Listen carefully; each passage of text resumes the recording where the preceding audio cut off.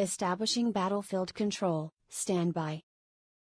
Hello Brigadiers, Haywire here. Brushtail Command has launched an adventure beacon. We will be joining up with the fleet momentarily, please find a comfy seat and strap in for adventure.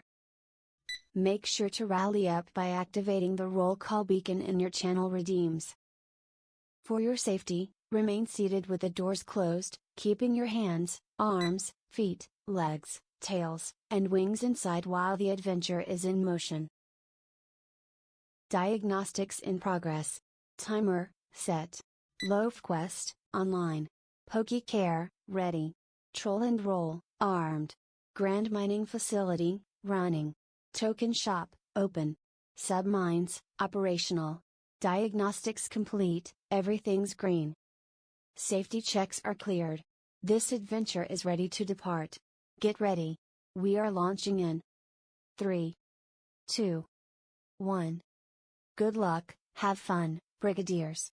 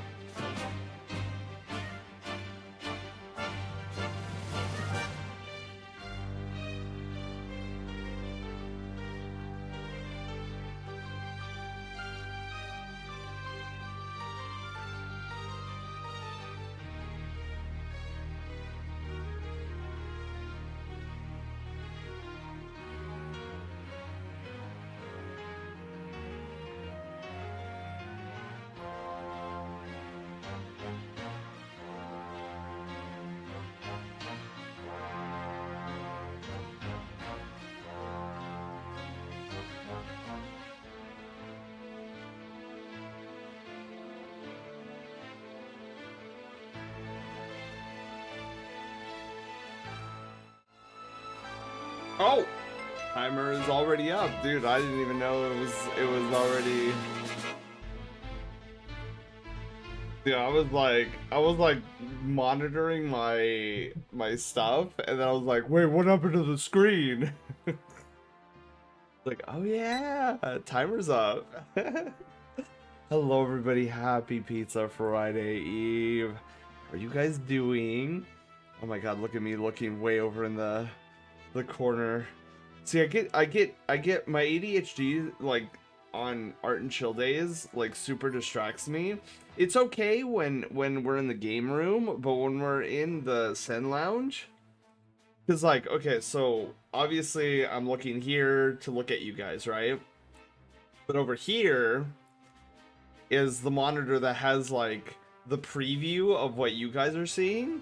So like I'm seeing me doing all this stuff and I'm like, "Oh, shiny. What am I doing over here?" Caster, hello. How are you doing? Welcome on in. How are you feel? How am I feeling? I'm feeling a little bit better. I still feel very much fatigued. I mean, obviously, because there's a giant gash in my, well, I shouldn't say gash, because gash implies that, like, something ripped a part of me, ripped off a part of me. Wait, a part of me was ripped off of me, question mark. Uh, which isn't the case.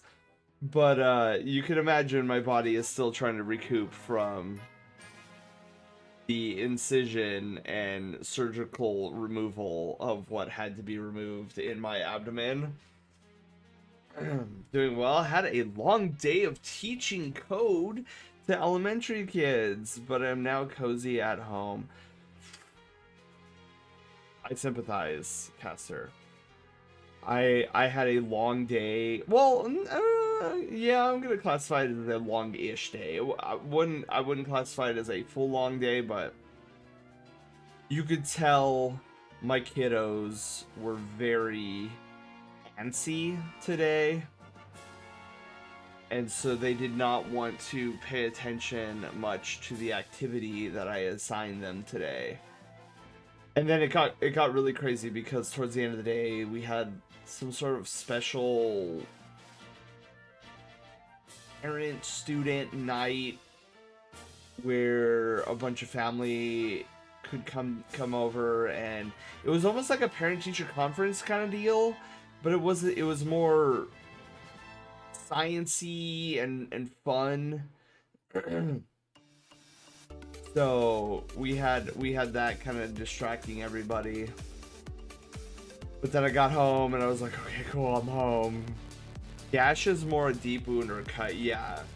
So that would be an inappropriate adjective for my incision.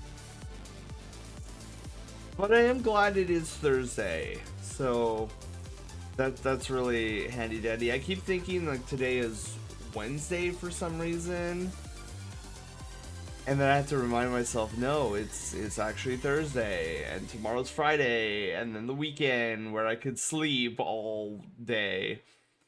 Alfonso, hi, how are you doing? I could not teach every day.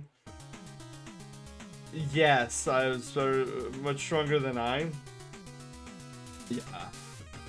I'm not a the good the the kind of sane thing that keeps me sane is I'm not classified as a full-time instructor, a full-time teacher. Cause mainly what I'm doing is we have an after-school program. Phoenix, thank you for the host.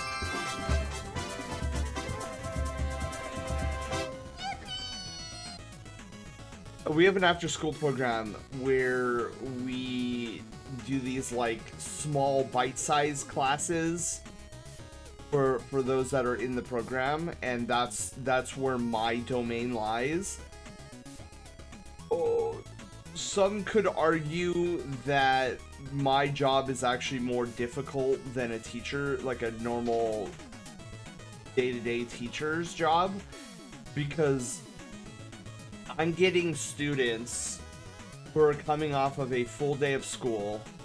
They know it's technically after school, and they just want to run around the classroom, and yet I still have to teach them the basics of math, grammar, English, reading, spelling, and writing. So you can imagine I have to go through extra hoops to get them to pay attention, especially when they're like, "Mr. Sen, I've been doing this all day long," and I'm like, little Timmy, I understand that, but your parents have signed you up for this after school program, and as such, I am responsible for teaching you these lessons. Otherwise, I get yelled at. Kaylin, hello! How are you doing? Welcome on in. Also, I apologize if my voice does a lot of cracking tonight. It is still recovering from all the coughing I've been doing. So that's kind of been the fun adventure on my end, is not only did I have to go through surgery, but after the surgery, because my body was in such shock, my immune system was compromised. Therefore, I managed to contract something at the hospital that came home with me. A lot of coughing, feverish. Well, I'm not feverish anymore, but you know, when you have a cough, the cough is the last thing to go. Oh, and the sore throat. Not that I have a sore throat, but it's the recovery process of that. I used to mainly teach after school and lunch clubs. Oh, dude, it's a whole different animal, Caster. Like, oh, you got nerd flu. Oh no. GSFC, I dealt with a bunch of coughing, barely cleared up before I got to go to TFF yesterday. Yeah, that was the unfortunate thing. I was in the hospital during GSFC. Bio, hello. Thank you so much for the tier 1 sub. 473 heckin' months. Let's go. How are you doing, Bio? Happy Pizza Friday Eve. So tonight we're gonna kind of just chillax. We're not gonna do anything super spectacular. We're definitely gonna be leaning more into the chill aspect of Art and Chill tonight. Where, as you can see, we have the preview up on our little TV monitor in the background. We are going to be drawing what I assume is a rabbit. I am not 100% convinced it is just a rabbit, however. My powers of deduction informs me that this Sona that we will be drawing tonight is actually a hybrid between a rabbit and a dragon. So I will have you guys see it when we go to the game room and we blow it up to full screen and see what you guys think. This is a Sona that comes from our very own Dragon Cats. So I'm hoping Dragon Cat is able to stop by tonight, or at least respond to my DMs sometime this evening, so I get a confirmation of if this is in fact a dragon rabbit. But let me blow my snooter. It is running. It's been doing that all day long. So I will be right... Well, I'm not going anywhere, but I am muting myself because I'm sure you guys don't want to hear my snooter being blown. So I will be right back.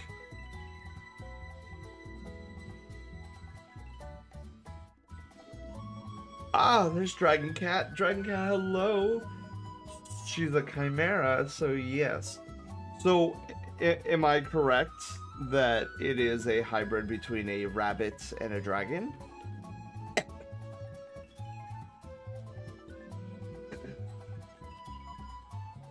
So let's head on over to the game room and we can see this magnificent piece in action. So kind of a new Mew? A new Mew? I wonder if there's artwork of this species.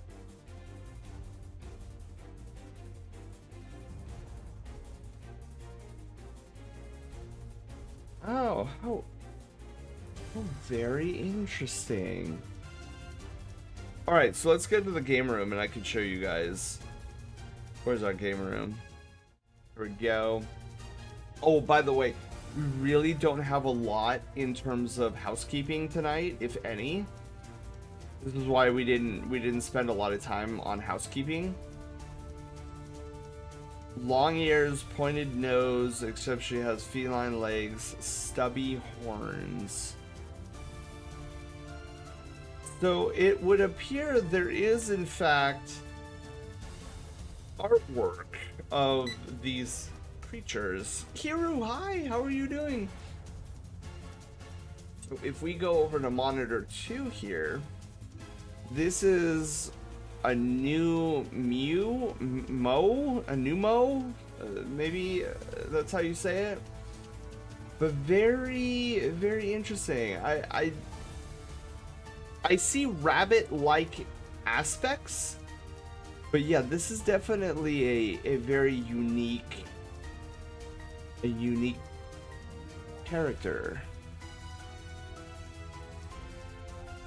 Very interesting. So we are going to be doing a headshot of this character. Dragon Cat, does this character, your character here, does it have a specific name?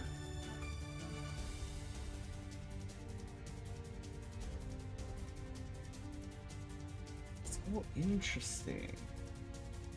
These creatures.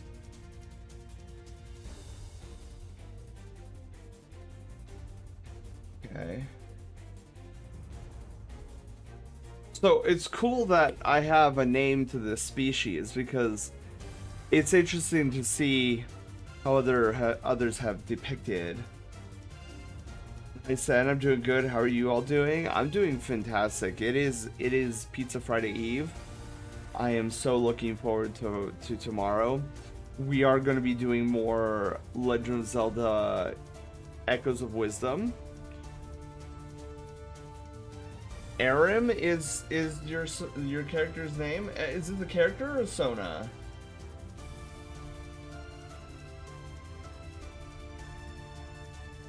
Arim. Arim. Whoops.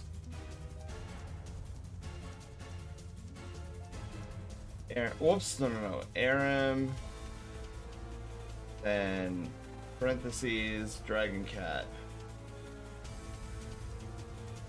There we go. So now the card is ready to go for when we finish this sketch.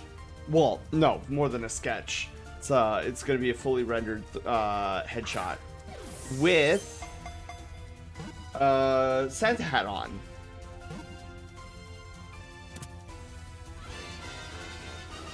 Hey, Kiru, you caught me. Let's go. For the sake of simplicity, however, I will refer to the species as a type of rabbit, in case anybody comes in. Oh, and say goodbye to the beans for now. I'm gonna cover them up with my graphics tablet monitor as we get going on the art piece. Man, dude, it has been. My room is actually pretty miserable right now. It is 85 degrees in my room right now. And that is with every window open at the present. It is really awful. It's like the middle of spring and yet we're already getting summer weather. Yeah, it's 8:01 p.m. in SoCal right now.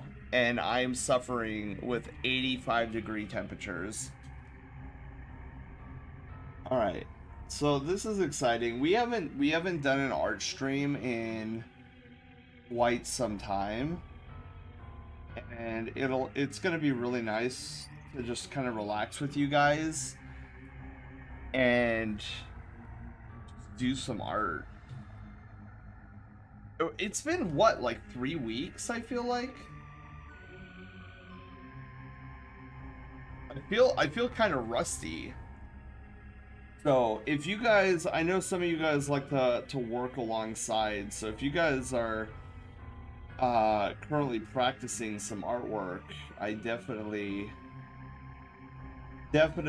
recommend. This is a good evening to do some of that. Okay, so here's the kind of the curious thing about this species is the snoot. The snoot is like this round. I'm gonna try to do it justice, but it is definitely this roundish shape that I am not familiar with. That's gonna be tonight's challenge, is to experiment, and this is why I'm grateful that this is not a 1 hour persona sketch.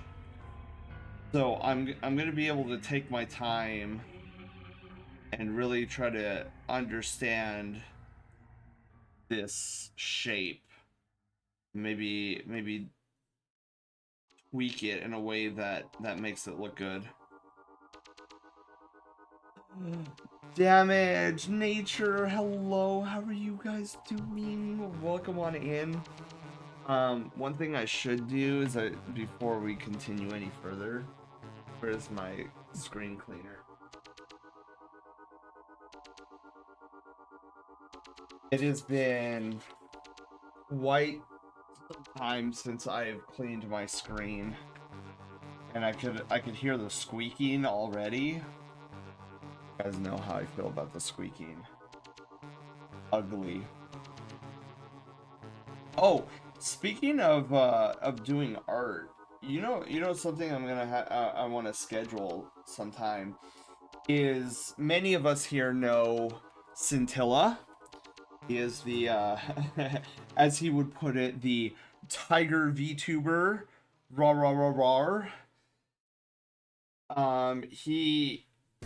He has hit me up, and he wants to do like a collab, like an art collab, and it's perfect too because we do art and chill on Thursdays, and he does like his art collab streams on Thursdays as well.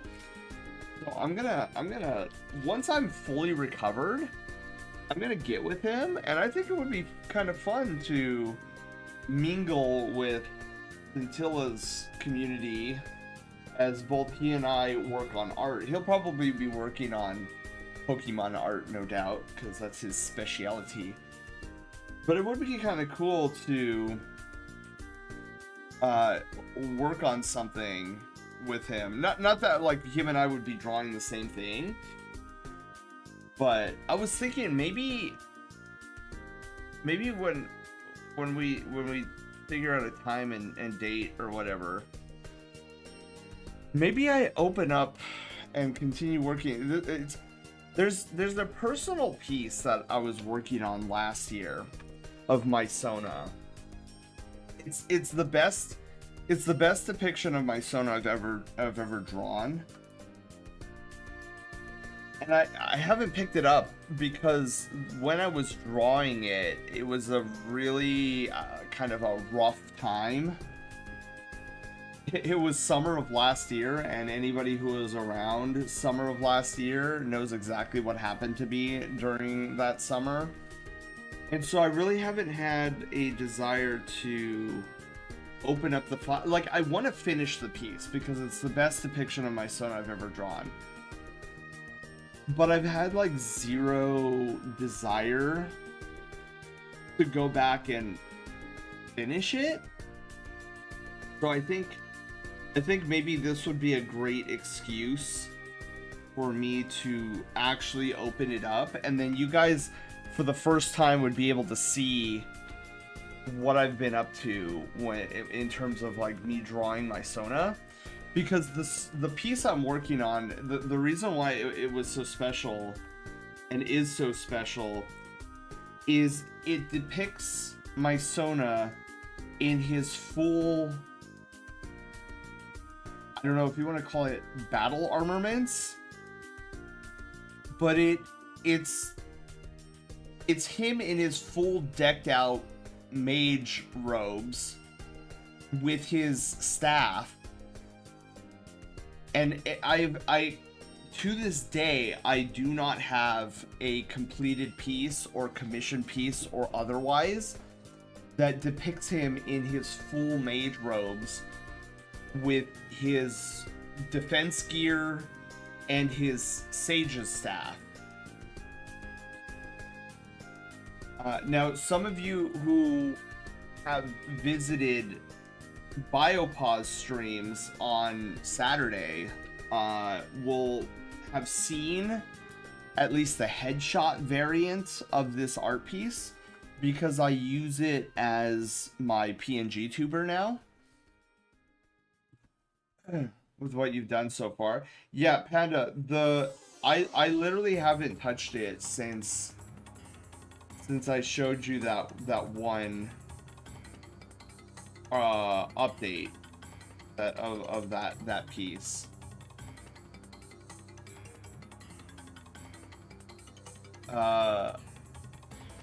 What the, now it says it's going up to 99 degrees on my end tomorrow. No, Kiru, no. Oh, that sounds awful. Dude, it might as well just be triple digits at that point. Quinn, hello, how are you doing? Welcome on in. Range. Character is so strange. I almost feel like I need to do it like a Yoshi, like draw this creature's snout as a Yoshi.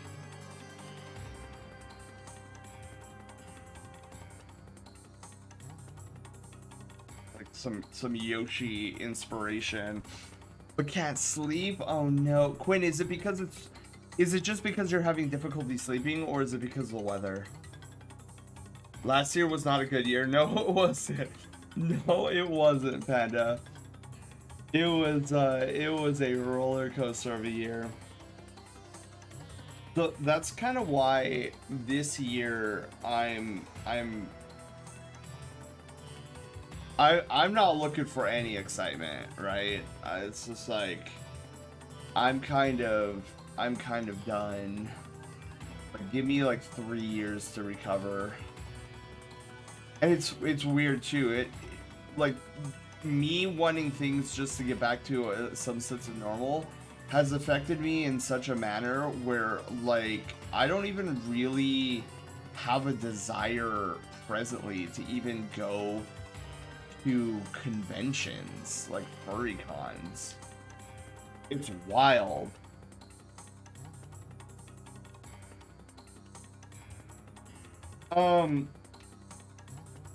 Dragon Cat, if you're still here, I don't mean to pull you out if you're lurking. I don't mean to pull you out of lurking, but I do have an inquiry. Would you be opposed? So I'm looking at a lot of these new mows, and they seem to have, at least from what I'm garnering from these different images, is that they have very short fur. Would you be opposed of me fluffing yours up a little bit? Saber, hello, how are you doing? Normalish from the beginning of last year. Pat, did you and I both have to go through the same ordeal in the same year? I don't know why I thought yours was 2 years ago. Try not to feel super restless at the moment. Ooh. Sadly, oh my god. Because I'm thinking Dragon Cat of like fluffing up the cheeks.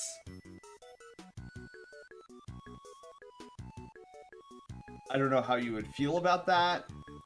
Mine was 2 years ago. I see. So that's where I'm getting... Stream died on me? Oh no, you're good. Dragon Cat, I was just inquiring if you would be opposed of me fluffing up your character a little bit, or would you prefer like the short fluff is good? Okay. Fluff is good. I like that. And I agree. Fluff is good.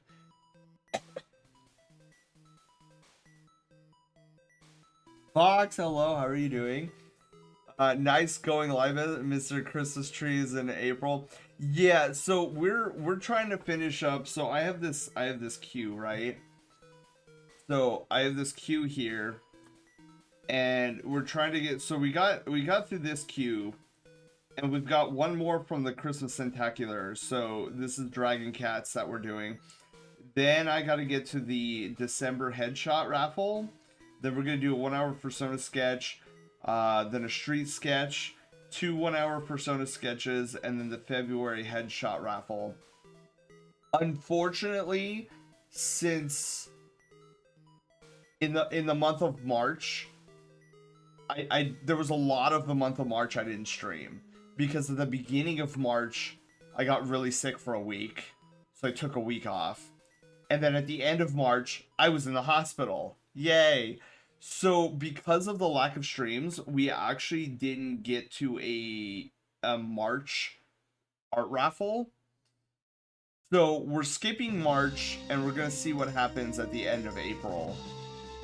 If we have we should have an April, cause like look at our little tickets below near my hot tub. We're 18 out of 35. So we're currently at a street sketch. So we'll definitely have an April art giveaway at the end of April, starting May. But yeah, for March we didn't hit like the bare minimum, but that wasn't anybody's fault but my own, since I wasn't live for half of the month. Basically. Hi Zelda, hi Drake. Happy Pizza Friday Eve. Okay.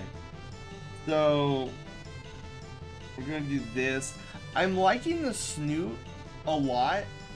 I think it's we might change the shape up a little bit once we get more of the head in.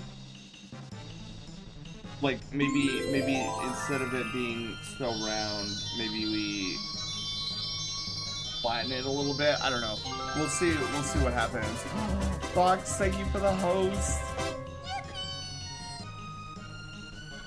Yeah, I'm so happy that we still have a host alert here in the channel. Now here's the interesting thing is depicting these ears. These ears are very, very peculiar. So like I'm thinking about having the ears come down and around from the side here, whereas a lot of the depictions I'm seeing have the ears come forward, but I kind of want to depict the cheek floof a little bit, so I think I'm gonna go with the ears going behind the floof. Can you remind me how the raffle works? Yeah, so we have this little ticket counter near the bottom of the hot tub, next to Loaf Quest. And so every time somebody subs, we put tickets into this proverbial hat on screen. The more tickets we rack up during the month, the more, I guess, illustrative the raffle at the end of the month is. So we start off with nothing, and then I believe it's like 10 tickets unlocks the first tier, which is a street sketch. And then at 35 tickets, it unlocks the tier 2, which is a full rendered headshot. And then tier 3, which I believe is at 75 tickets, is a fully rendered, like, full body shot that is rendered and shaded and given a really snazzy background. A gradient background, I should say. And then I believe tier 4 is at 150 tickets. And then at that point, I give away an entire illustration. So it's a full body picture of your Sona with a detailed background, whatever you want the background to be.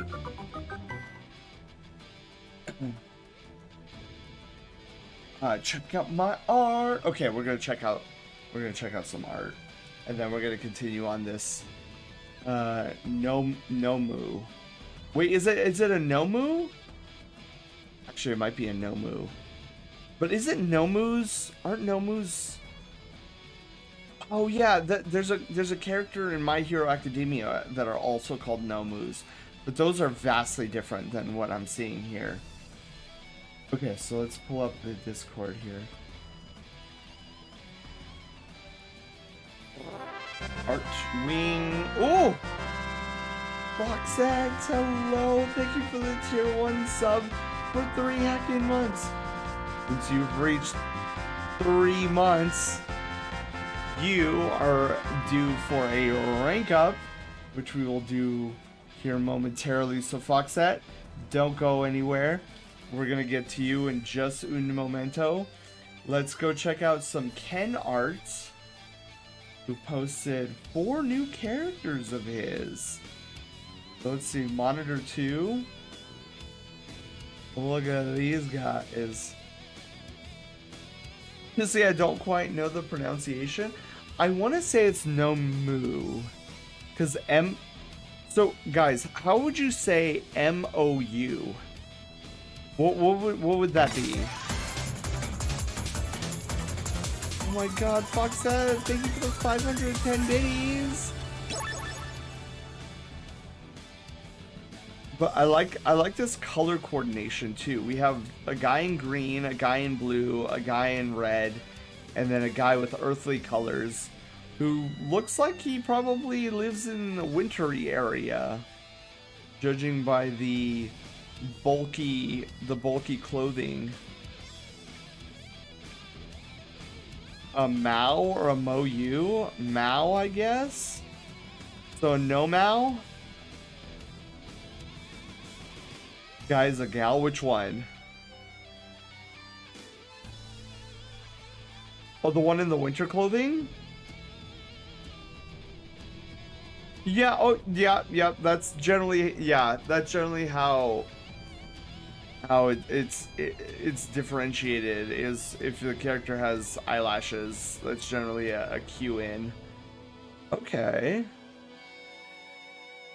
These are cool. So is this like a musical band? Because I see one with a violin, or what appears to be a violin, and then the girl dog in the upper right hand corner seems to be the singer.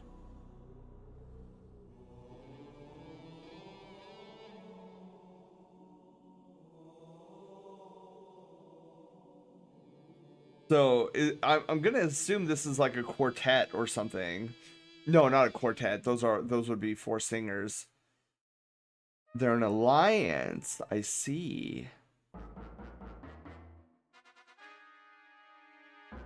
Well, these came out magnificently, Ken.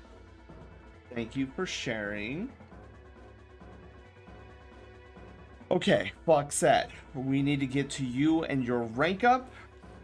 So let's head on over to the Inner Sanctum and get you ranked up, shall we? Please input the key number of the person who is ranking up. That would be Foxette, so number 1. See, this is how I bypass having to type up your guys' name, because Haywire is very finicky on your guys' names. If I mess up a single digit, or I don't have it exactly how you guys have it in chat, then she freaks out. So I'm like, you know what? I'm just gonna have her capture your name, put it to an INI file, and then when she asks me, all I have to do is type in a number. Foxette is number 1, so I'm gonna put in number 1, and she knows. Alright, well, we've made it here to the Inner Sanctum, where we are going to celebrate Foxette. Foxette, come on up here. There you are. I love your new profile picture, by the way. It looks amazing. So Foxette, I do believe that this is your 3rd time ranking up, so I'm pretty sure you know how this works. So in case people don't, pretty soon we're gonna have Foxette go through that shiny door in the background. Inside we have our magic crystal in the Mystic Cove. Inside, Foxette is going to touch the crystal, where magical energies will flow into them, giving them the power to rank up to a brand new rank. Alright, Foxette, when you are ready, you can type !rank up in chats. That's all one word, rank up. And then we will see you on the other side. I drew it myself? Oh my god, it's so cute! That came out magnificently. Alright, here we go.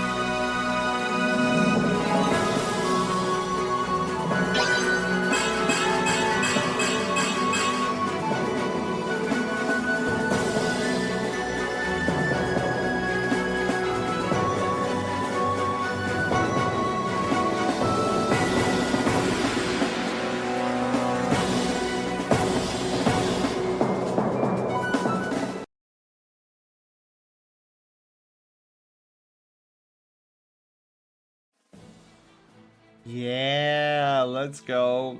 How do you feel being our newest Brushtail Rogue?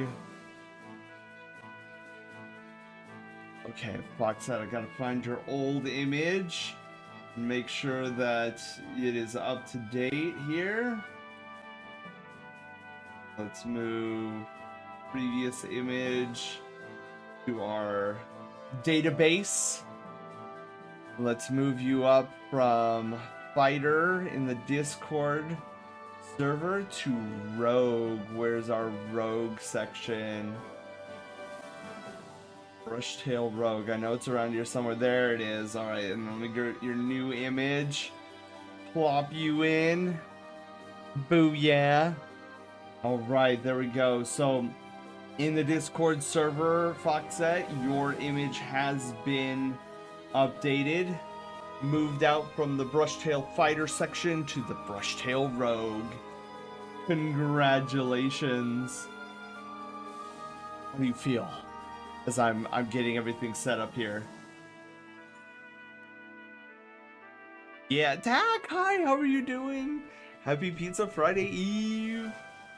I always thought Miyamoto, Tezuka, Charles, and Kondo had some kind of alliance. Bring you know who to life, so that was my thought process. Oh, okay, so they're based on Because I recognize Miyamoto and Kondo, those names. So are they based off of, like, IRL people? I just got home from work. Let's go. Feel great. Yes.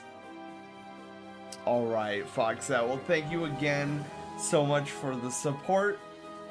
And congratulations once again. Let's head back to the game room.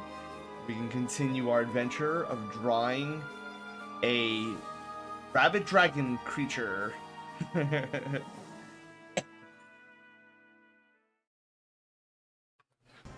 All right. We had our first rank up of the evening. Dude, I need to figure out, so I have the roll call wait while we're in the inner sanctum. I need to do the same thing for our raid alert. I noticed during the raid alert the roll call doesn't pause. You know what? I'm talking about this with you guys and yet I don't have this written down. So let me bug raid alert does not pause roll call. So check out the inner sanctum rank up sequence to get the foundation or the pause. There we go. All right. Playing Repo, so I'm lurking. Oh no, Fox, that's quite all right. I know a lot of people have been playing Repo lately. I wish I could say it's my type of game. Like even Lance Timberwolf tonight. I'm lurking in his stream even at the present. And I know he's playing Repo. Taylor, hello, how are you doing? Welcome on in.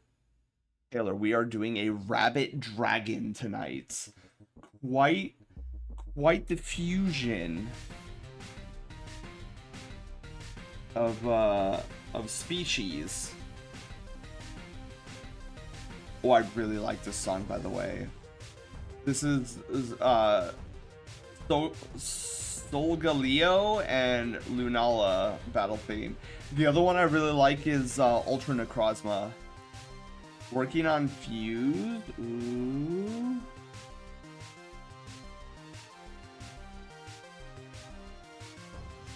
Awesome sauce.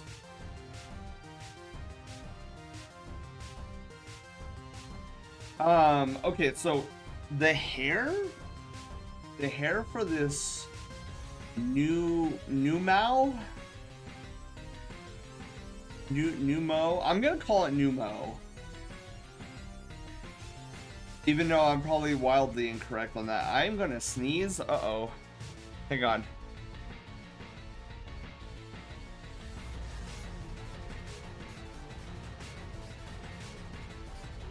There we go. Dude, it was delayed. Usually it comes in pairs too, but that one was just like one big sneeze.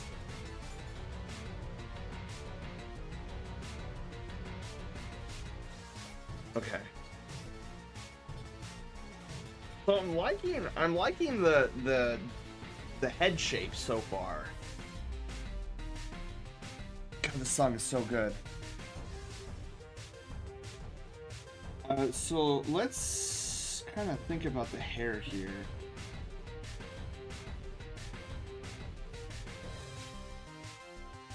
So I'm gonna kind of stylize it like that, with the one of the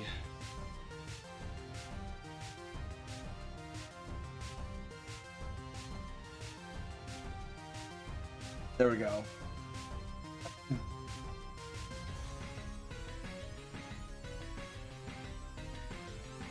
So yeah, this isn't looking half bad here. I'm kind of digging it. Now let's see here really quickly.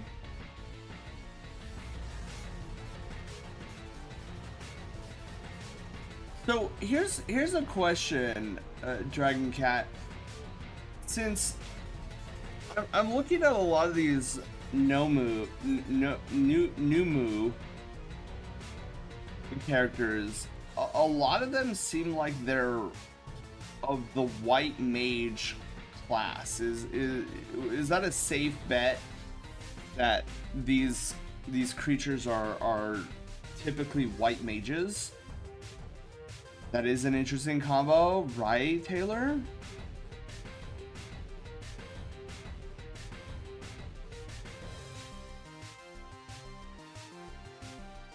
Okay.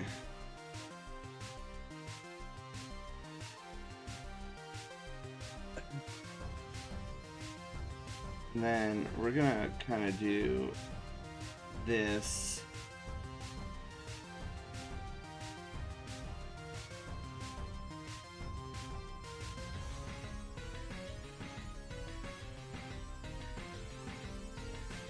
Have the ear down like that, and then we're gonna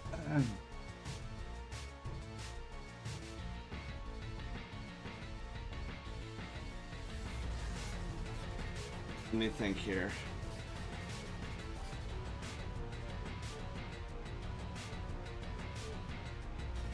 I'm trying to think if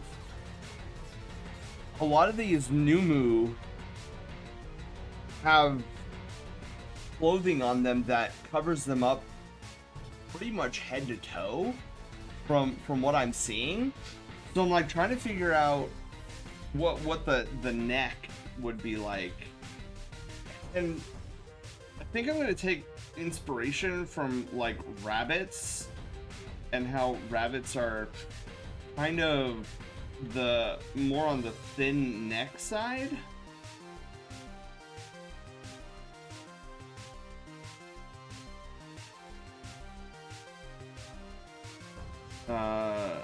Okay, so then I'm gonna come in.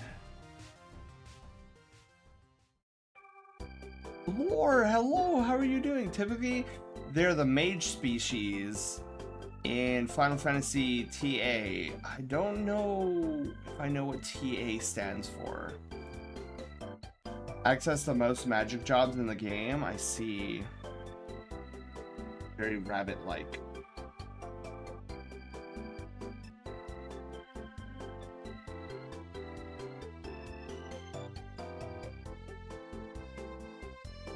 I feel like this song is from Yu-Gi-Oh! Yeah, Yu-Gi-Oh! GX.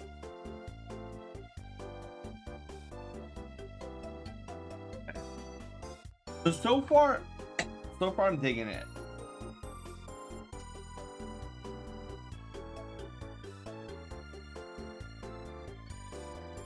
All right.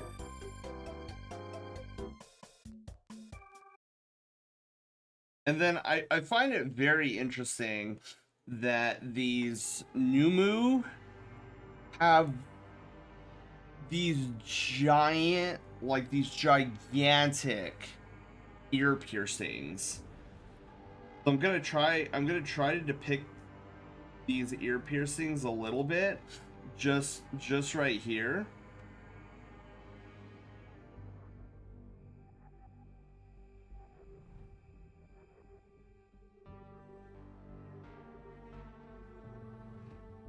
You know what? No.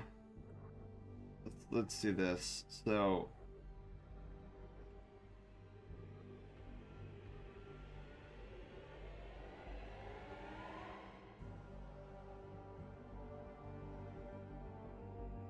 yeah, they have these really unique ear piercings. Tactics advanced. So wait, so these are these creatures actually canonical to Tactics Advanced? It's like when Dragon Cat at the start of the stream originally explained these creatures, it sounded like it was almost a like fan-made character. I remember seeing the race you mentioned in Final Fantasy XIV. Are they in Final Fantasy XIV? That'd be kind of cool. Dragon Cat, if I can ask again, what? Oh, I love this song, by the way. One of the reasons I like this song is because part of it, you can hear a clock in the background. Anyways, so Dragon Cat, how would you describe the personality of this Sona of yours? Not the original Final Fantasy Tactics, only in Tactics Advance they are canon. Interesting, okay.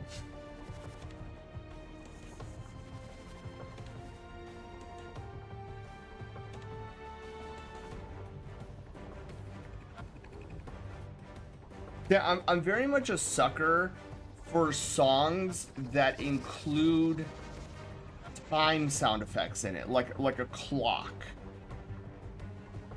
I find those many of those types of songs to be very unique and interesting to me. 12 and 14, they've always been a few non-human races in Final Fantasy. Interesting.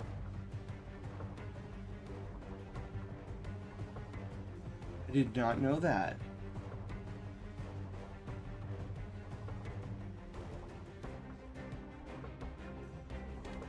But yeah, I am really loving how this character is being drawn out. I do need the eyes now though, which is the last feature. However, I would like to understand a little bit about the personality of the Sona. Like, give me a few adjectives that would describe this Sona. It's like, depending on the adjectives will determine how I draw the eyes. If we're talking about somebody who's rigid and like, I don't know, kind of full of themselves, overconfidence, then I'd probably do eyes, you know, similar to something maybe like this shape, where it's like, oh yeah, this guy, but she's a healer, quite scholarly, if anything. She's much you'll have to excuse the ignorance. I've never played a Monster Hunter game. So, this Alma character, is she gentle in nature? Is she spry? Is she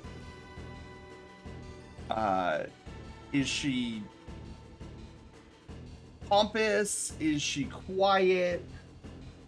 What would you describe this Alma character as? And this goes for anybody who knows who this Alma character from Monster Hunter is.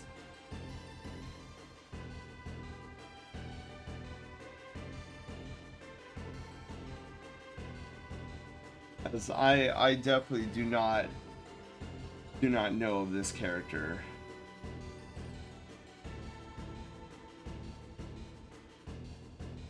Oh, this is from Deltarune. I look forward to Deltarune Chapter 3 and 4. We are gonna play 1 and 2 again. So when 3 and 4 come out, my plan is to play 1 and 2 from the beginning. So long time Brigadiers will know that we've done Deltarune Chapters 1 and 2 before, and it's actually on our VOD channel. But it's been years, and I think it would be really cool to go back and re-experience. She is from Monster Hunter Wilds, and yes, sounds like Palico. Yeah, but Kiru, how would you describe Alma as a character? I need to understand, because I don't quite understand the reference between, oh, Arma is like Alma. there's a disconnect there because I don't know who Alma is. So how would you describe Alma as a character? She is scholarly, nerdy for artifacts from ancient civilizations, knowledgeable about monsters in the environment. Is she on the nicer end of things? Gentle soul? Okay. Okay, so she is a gentler character. Cool.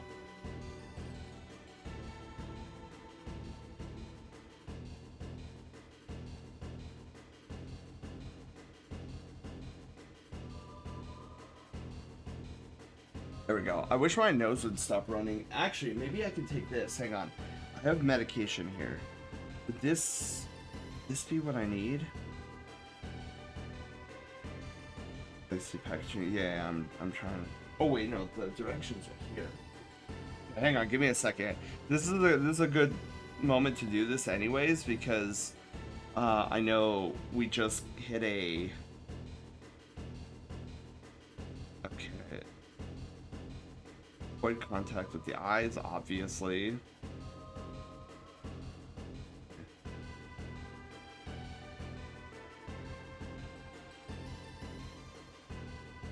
Okay, I think this will help me. Okay, hang on. Let me use this really quickly. The gentle character. Oh. Oh. Okay. Woo-hoo. Hopefully, given 20 minutes, that'll help stop this nose running. Oh man, that was awful. Hang on, be right back.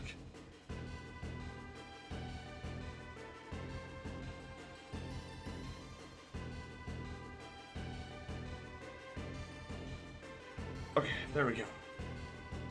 Yeah, I have this nasal spray that was given to me before I left the hospital because my nose was running consistently, and they wanted me to take it, and I took it for like the first couple days but then stopped using it because I was like, okay, my congestion's gone. I think it should help also dry up the nasal passages. But I always hate it. It's always a weird feeling to have spray go up your nose like that. Ugh. Okay. So she's a gentle soul. I'm thinking more of like the classic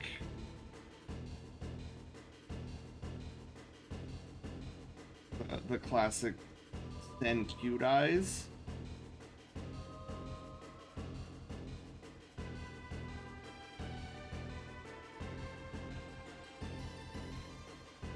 Something along those lines.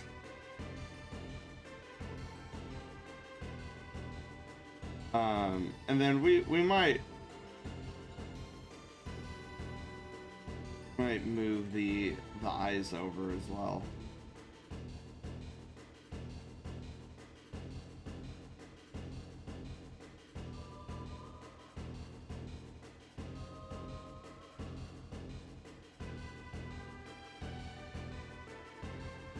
Okay.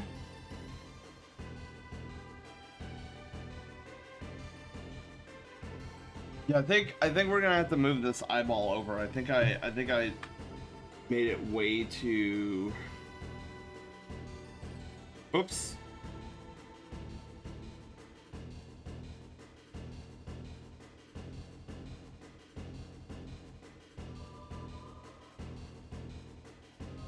Yes. Also, I'm looking like way down, aren't I? Let me fix that.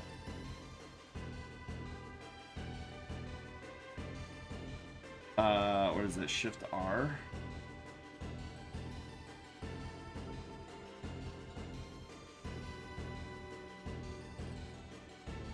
Yes.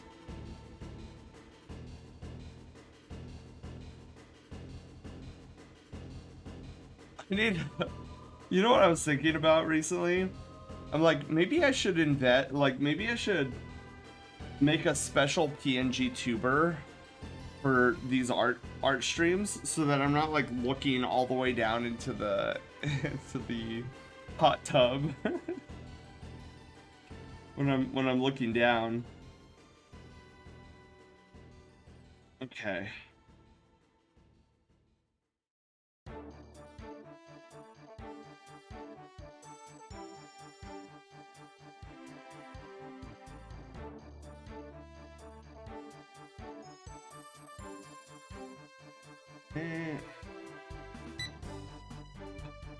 Sachi, hi! Welcome on in. Happy Pizza Friday Eve.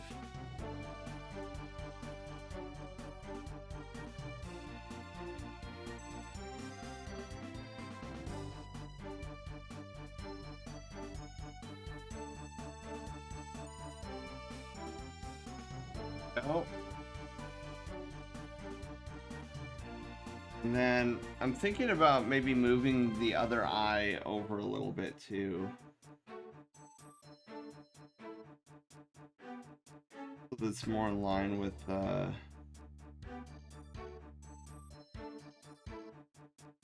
snoot.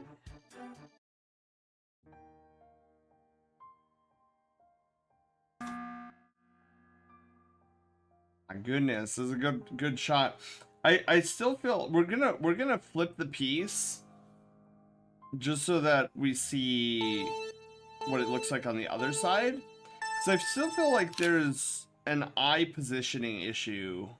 I feel like maybe we need to move the eyes down a little bit. But let's take a look.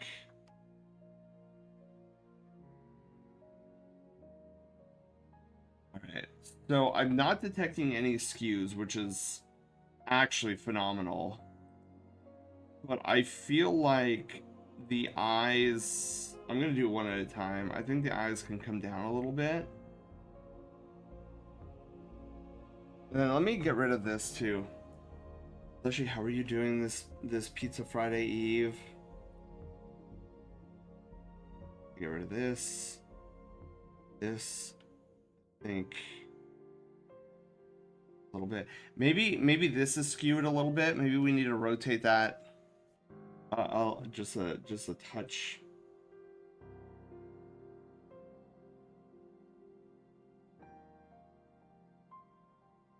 Kind of like this. Perfect. And then we're gonna grab the other this other eye, move it down as well. Is this Deep Stone Lullaby? No, Reflection.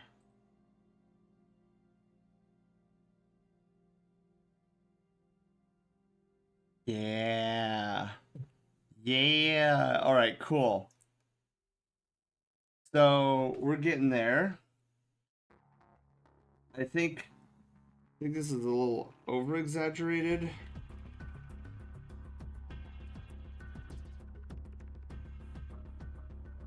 Go.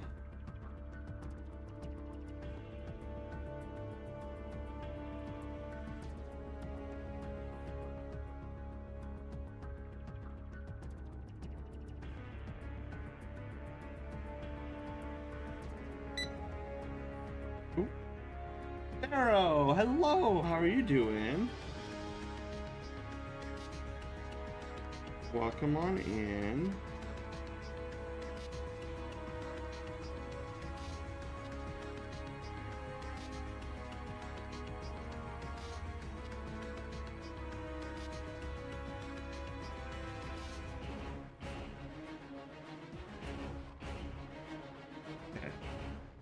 Oh. You know what I'm detecting here? I think I pushed this eye a little bit too far down.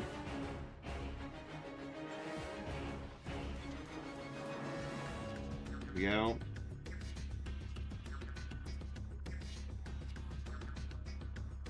All right. Oh, I didn't even realize this, but most of these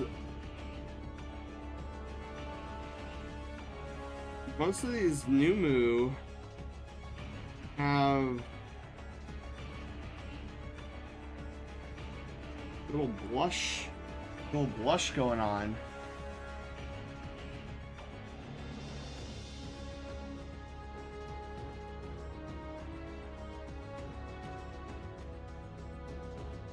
Okay. I think this is coming along really nicely.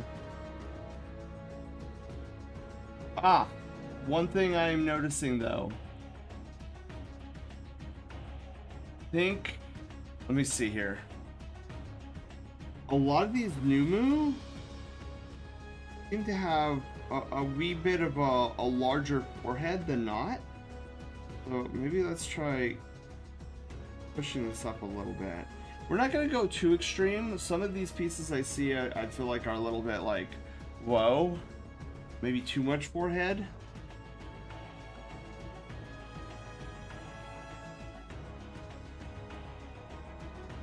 Yeah, you know what? I think that works a little bit better.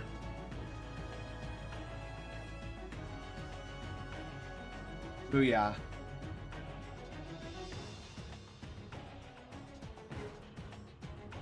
I always like this song. What song is this? Mantis? There's aspects of this song that kind of remind me of bits and pieces of the soundtrack from the Jason Bourne series. If anybody is familiar with that series of movies. I should say the original trilogy. The second trilogy wasn't that good.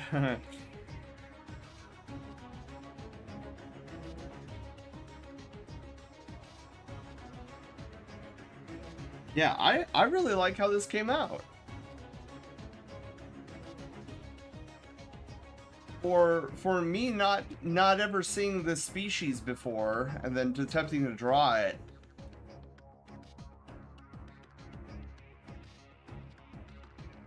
Yeah.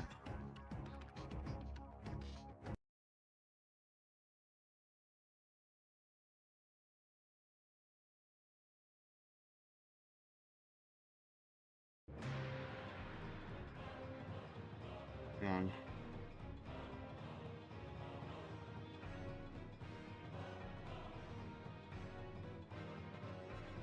Hang on.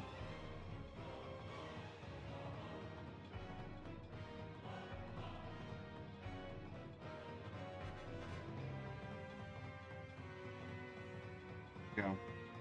And yeah.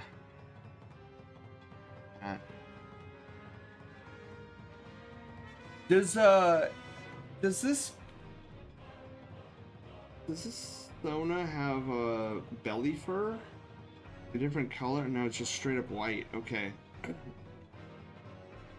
Now you want Dragon Cat, do you want the hair to be red like this? And then I also have an inquiry about like what these two dots are. Are these like glasses or horns or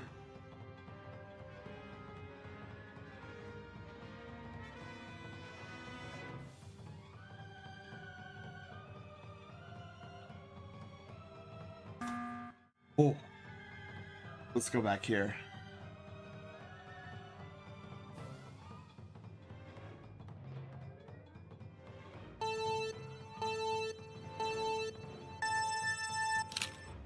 I just not go the full like head tilt there. I think that was unique. All right. I don't know if Dragon Cat is still lurking in white. Yeah, she has red head. The dots are horns. Okay, so she does have.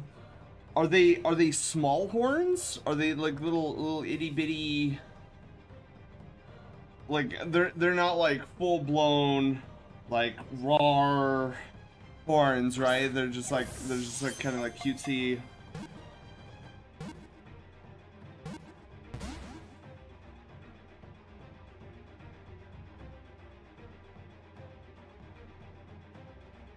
The little horns, kind of, I don't know, it kind of reminds me of Deltarune Goat Mom a little bit, or Undertale Goat Mom.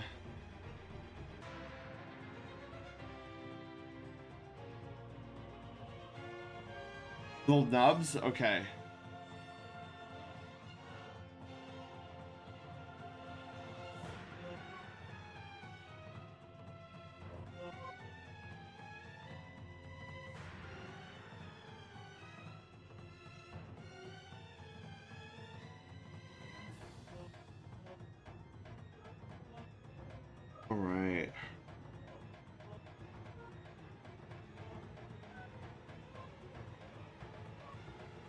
My little horns here. Hair out of the way.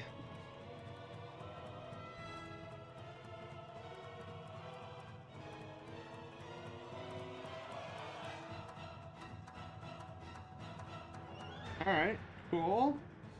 We got little horns.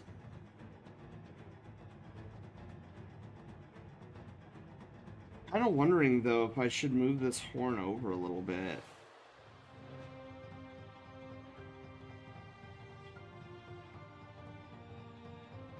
Let me look at this.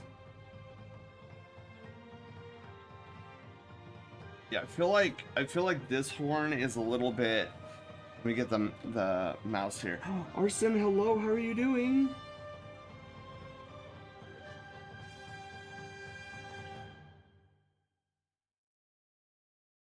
I feel like this horn needs to be like over here a little bit.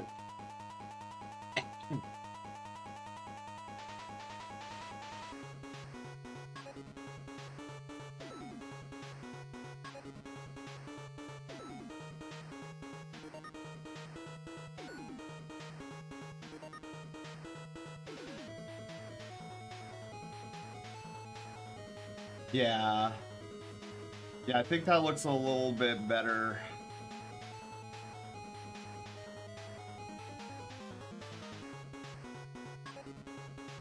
Because before I just felt like it was a little bit too crowded.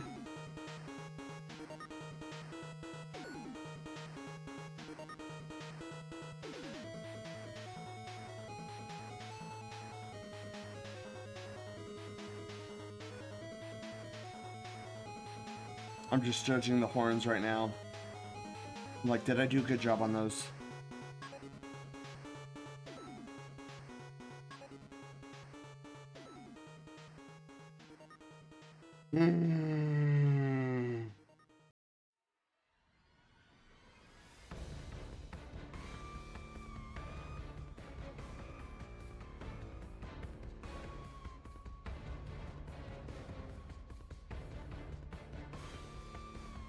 Yeah. Yeah. I think just that little itty bitty change to that spot over here, I think that made the difference. All right. So I believe we have our sketch here. So let me get the hat here. Hang on. There's hat.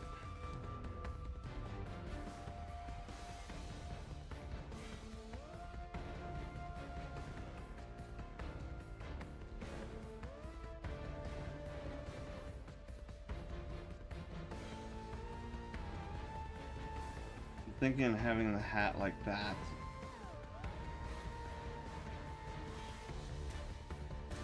Yeah, you know what? That looks good. I very much dig it. We're gonna have the hair and the horn come forward on the hat, and then the hat be in the back. Is how I'm thinking about it. So we've got the hat. Let's get the. Actually, let me get the image mask up here so that we have. We're gonna do this.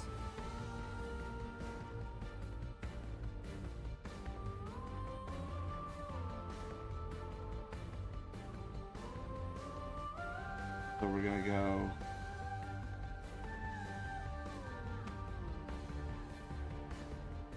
Yeah, so it'll look like the hat is in the back.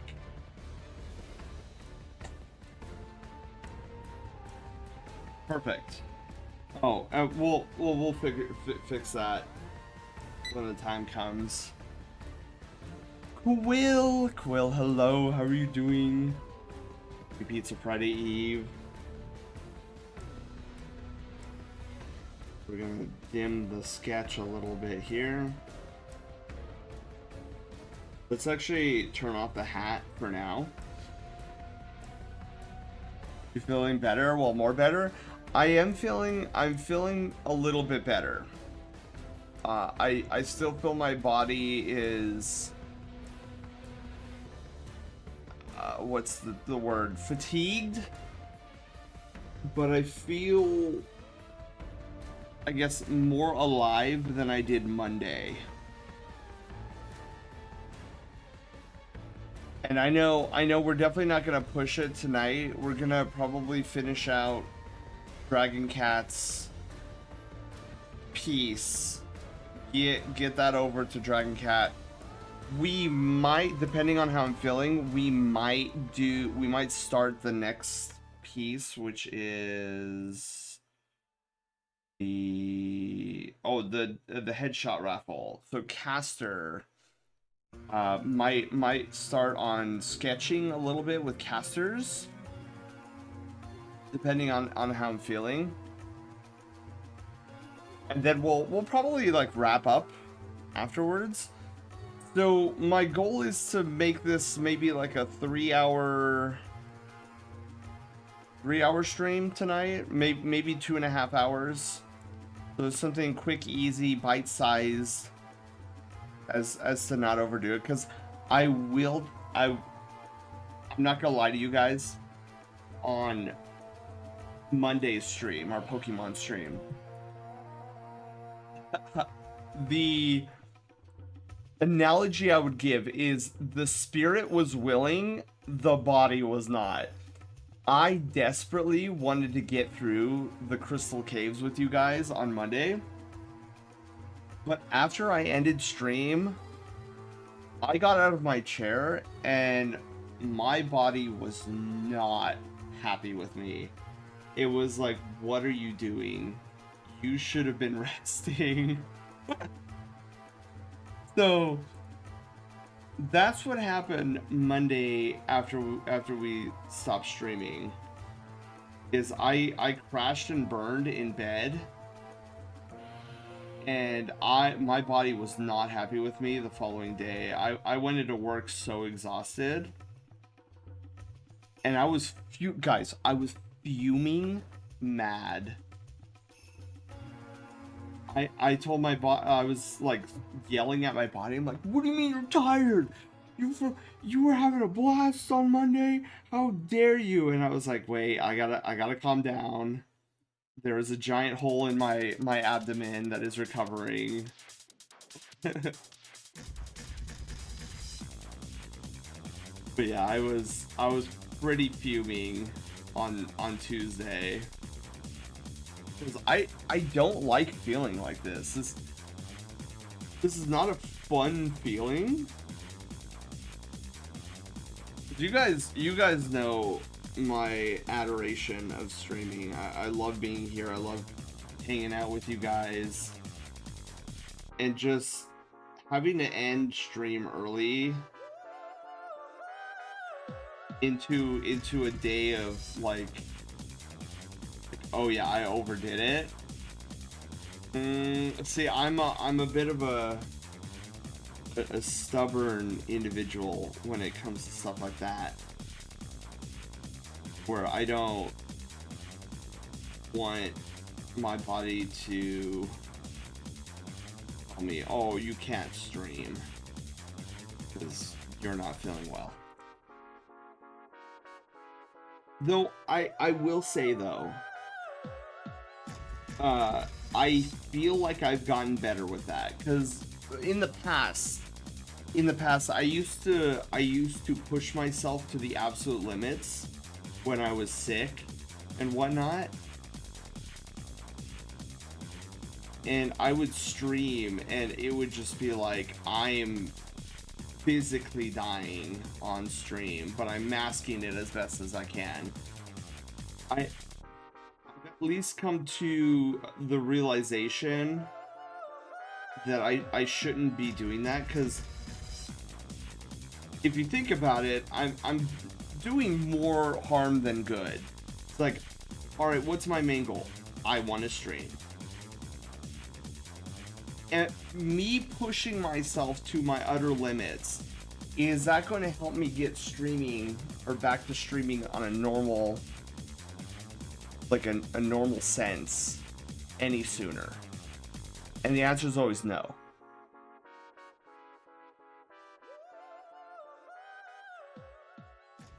So it's definitely something. It's definitely something I have weaned away from. Chris, hi. How are you doing? How are you? Happy Pizza Friday Eve. Hope you are having a phenomenal evening. I'm having a blast tonight. We are doing some really fun and chill art. It's coming out way better than I thought. So we're actually working on this new, well, not a new species, but it's new to my repertoire.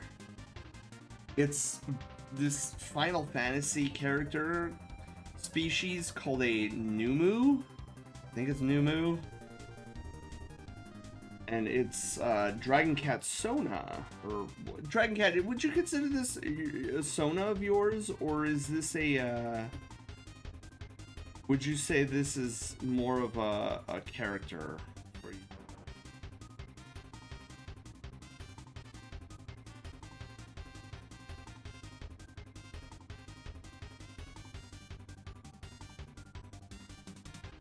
Oh, this is a weird swoosh. Okay. Work with that.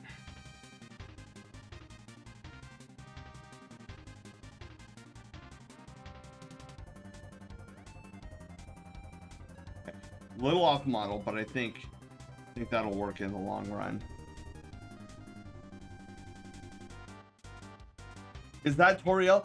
It looks like Goat Mom, but it's actually based off of a species from Final Fantasy Tactics Advanced.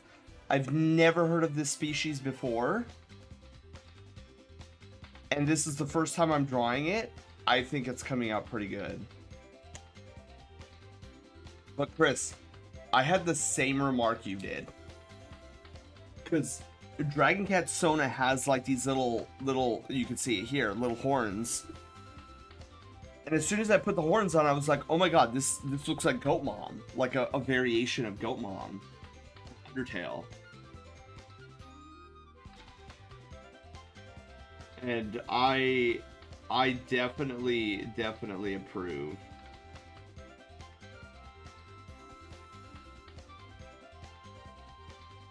And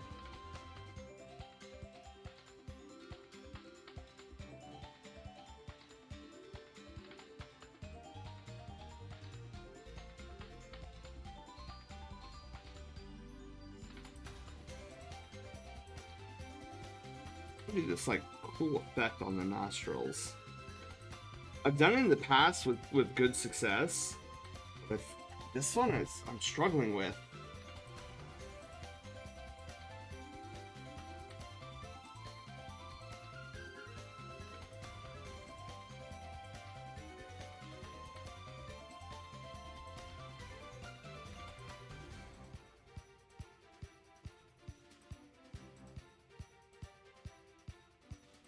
Okay, I think that'll work.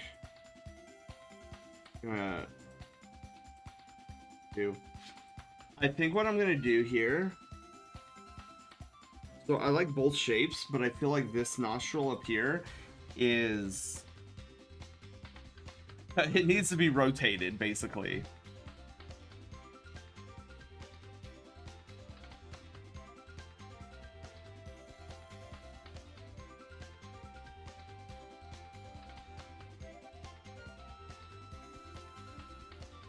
Yeah, there we go.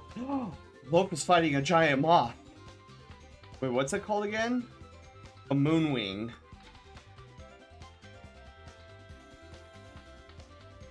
Muck is offline. A Muck is like a role-playing site, right? Where you have like this role-playing. You're gonna do some rivals, Quill. Good luck with rivals. Hopefully you dominate the competition. Oh, here's a fun little tidbit. I haven't worked a lot on it because obviously I've been recovering. but in terms of Loaf Quest, I've started pinpointing sound effects or when we battle in full screen, like full screen mode. Also, I've also picked out a battle song that will also play eventually when we go into full screen mode. Like it won't the music won't play when we're in this version of Loaf Quest, but whenever we go to the full screen mode is when the music and sound effects will go off.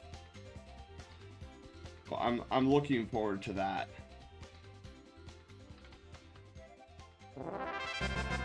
Oh my goodness, Fox! Fox, how are you doing? Welcome on in. Thank you for the tier 1 sub for 29 heckin' months. How goes it, Fox? Happy Pizza Friday Eve.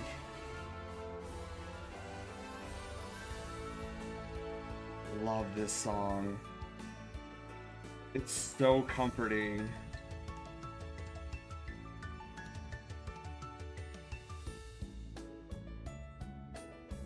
Fox, you came in at a, oh, dude, okay.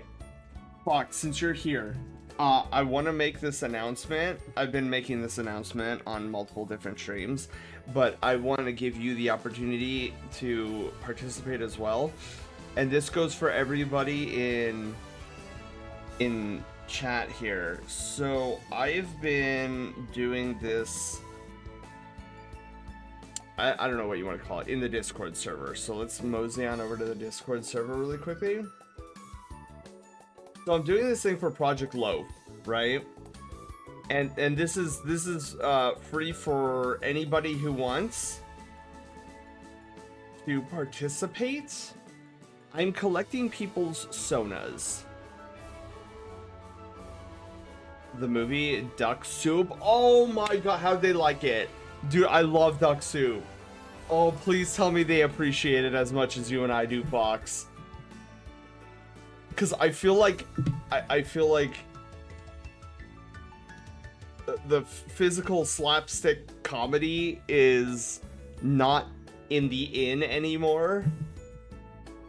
And it's like a comedy art form that sadly they enjoyed it quite a lot. Soviet like Harpo. Oh my god, yes. I love Duck Soup. Anyways, before I go on to a massive tangent, I wanted to show you guys this collection of Sonas that I've been collecting. So there is a cutscene that I've been animating that requires a bunch of furries in the background. Initially, I was going to just have, I was just going to draw like a generic silhouette, like a furry silhouette, and then have duplicate those a bunch of times to have that as the backdrop for Loaf. But then I thought about it. I was like, you know what would be really interesting is if we had our Sonas, like each of our individual Sonas as like a silhouette on the backdrop. That's a Marx Brothers thing? Yes. Fox and I are huge Marx Brothers fans. We adore. If you guys have never watched the Marx Brothers movies, definitely, if you ever get the chance, give them a go. Watch Duck Soup. It's one of my favorites. It's slapstick. Oh, His Excellency's car. Oh my god. Yes. I would sing the Hail Fredonia song if my throat wasn't completely jacked up. But anyways, so Fox, if you want to get in on this, drop an art piece of your persona. This is so. Let me show you guys the screenshot. I have a screenshot and a clip. So this is kind of what I'm dealing with. So Loaf is in the foreground. All of our Sonas are in the background. they're gonna slide in, and instead of me explaining this, I'll just show you the clip. So this is kind of the idea of all of our Sonas. So Loaf swoops in. It's no context right now. If I gave it context, it would be super spoilery for Project Loaf. But basically, something happens, he falls, he gets squished, he comes back up, and then all of a sudden, all of our Sonas, like, spawn in the background. They're there to kind of, like, support Loaf in like, the penultimate, like, part of the game that I'm designing. So if you guys, and this goes for everybody, if you guys would like to see your Sona in the background, because as you can see, I have a ton of space left. I've got space right here. I've got space in the background up above. I've got space over there. So I've got room for a lot of Sonas still. It's totally voluntary. You don't have to do this if you don't want to. But yeah, I'm collecting Sonas. VB, hi, how are you doing? So I'm collecting for Sonas from you guys. If you guys would like to be a part of this cutscene, this animated cutscene for Project Loaf, where do I drop off my ref? So I have a special channel in the Discord, a temporary channel called Project Loaf, where me and Volf, which Volf, I still need you to give me. I need to throw some money your way for all this hard work that you're doing. He won't give me that information, and I will figure out how to get him money somewhere, somehow. So yeah, drop ideally if I will say, ideally, if you have an image of your Sona without a background, that's great. You know, that'll make our lives easier. But if you do not have a piece of art that is backgroundless, that's okay. Drop off that art piece. I will say the cutoff point, I will be cutting this off in October. So you guys have time. But after October, I'm going to close off submissions, finalize the animation, and then hopefully have like a huge amount of Sonas in the background for Loaf to help Loaf out.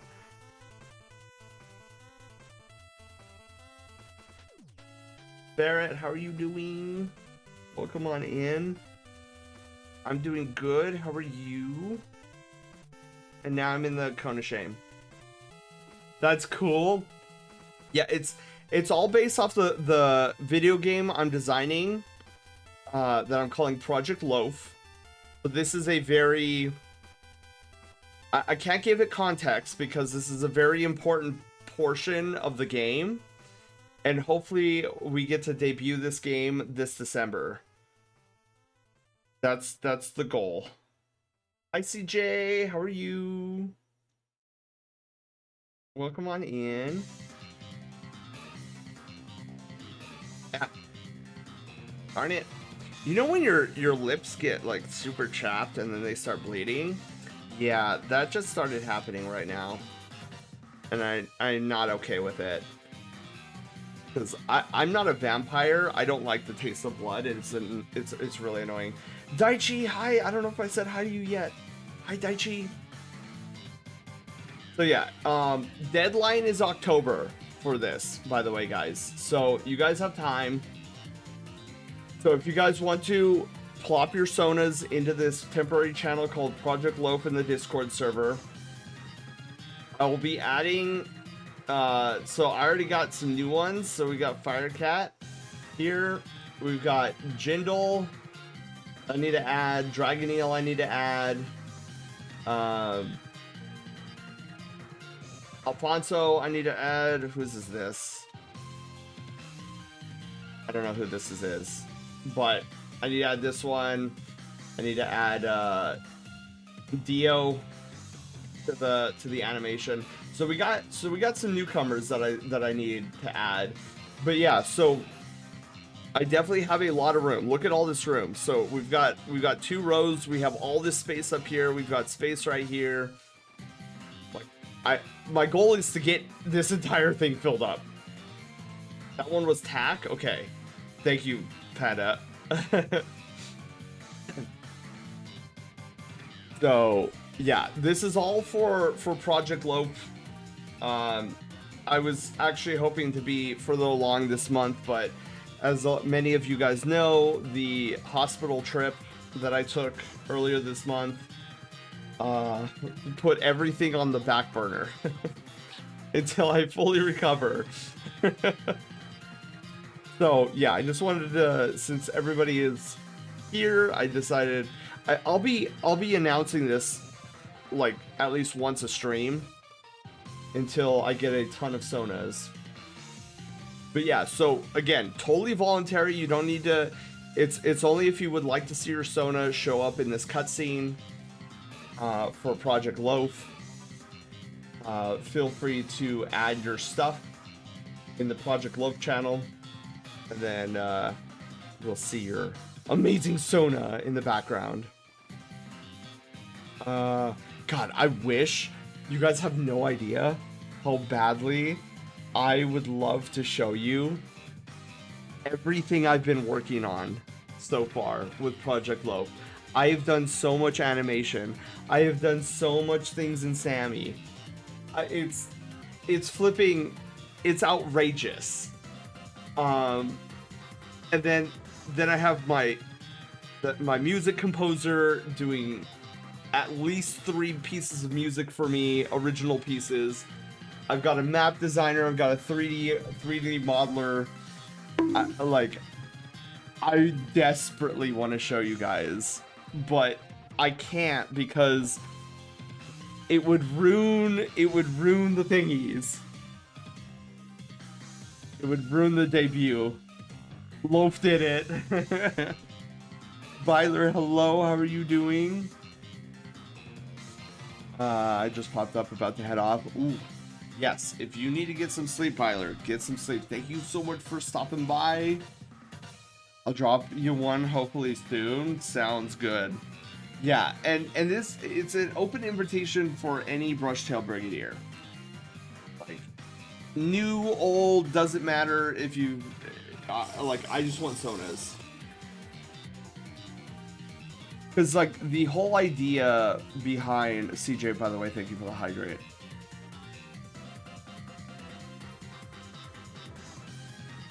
So, the whole idea behind Project Loaf, I talked about it at great length, but I love talking about it nonetheless. So, the idea of Project Loaf is, I have streamed and I've known you guys long enough that many of you do not, I guess,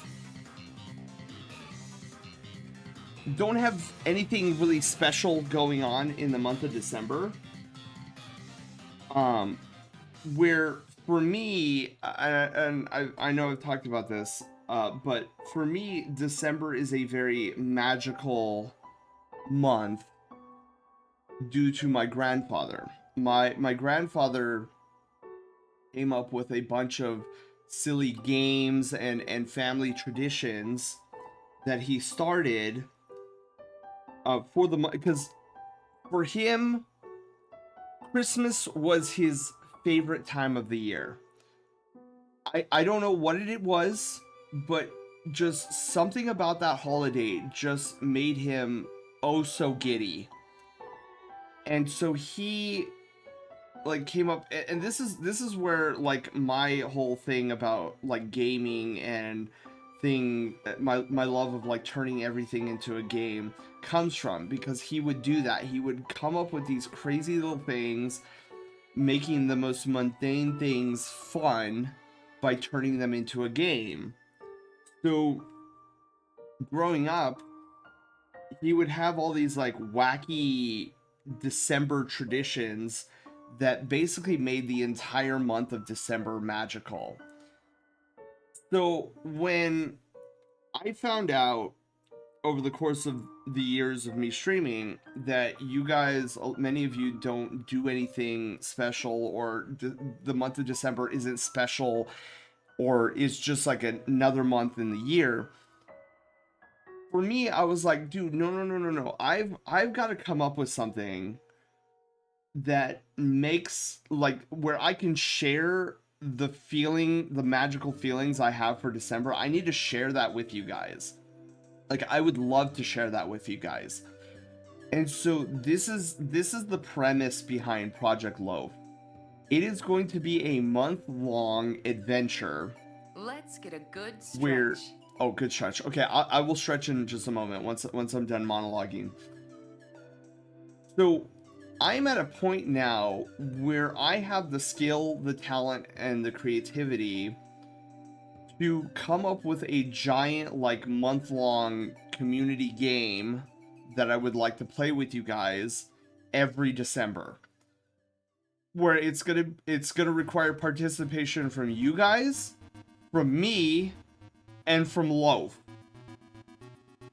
And the goal is to have a 9-part series exclusive to us every December, where it's going to be my magnum opus on this channel. You would be hard pressed with what I'm planning. You would be hard pressed to find anything like it on the platform. And the crazy thing is, and this is I'm not gonna shy away from this, is all of this that I'm working on is primarily going to be run through OBS and Sammy exclusively. And I know that sounds crazy, because what I'm suggesting is that I'm designing an entire game, right? How can I do that with a single streamer bot and OBS?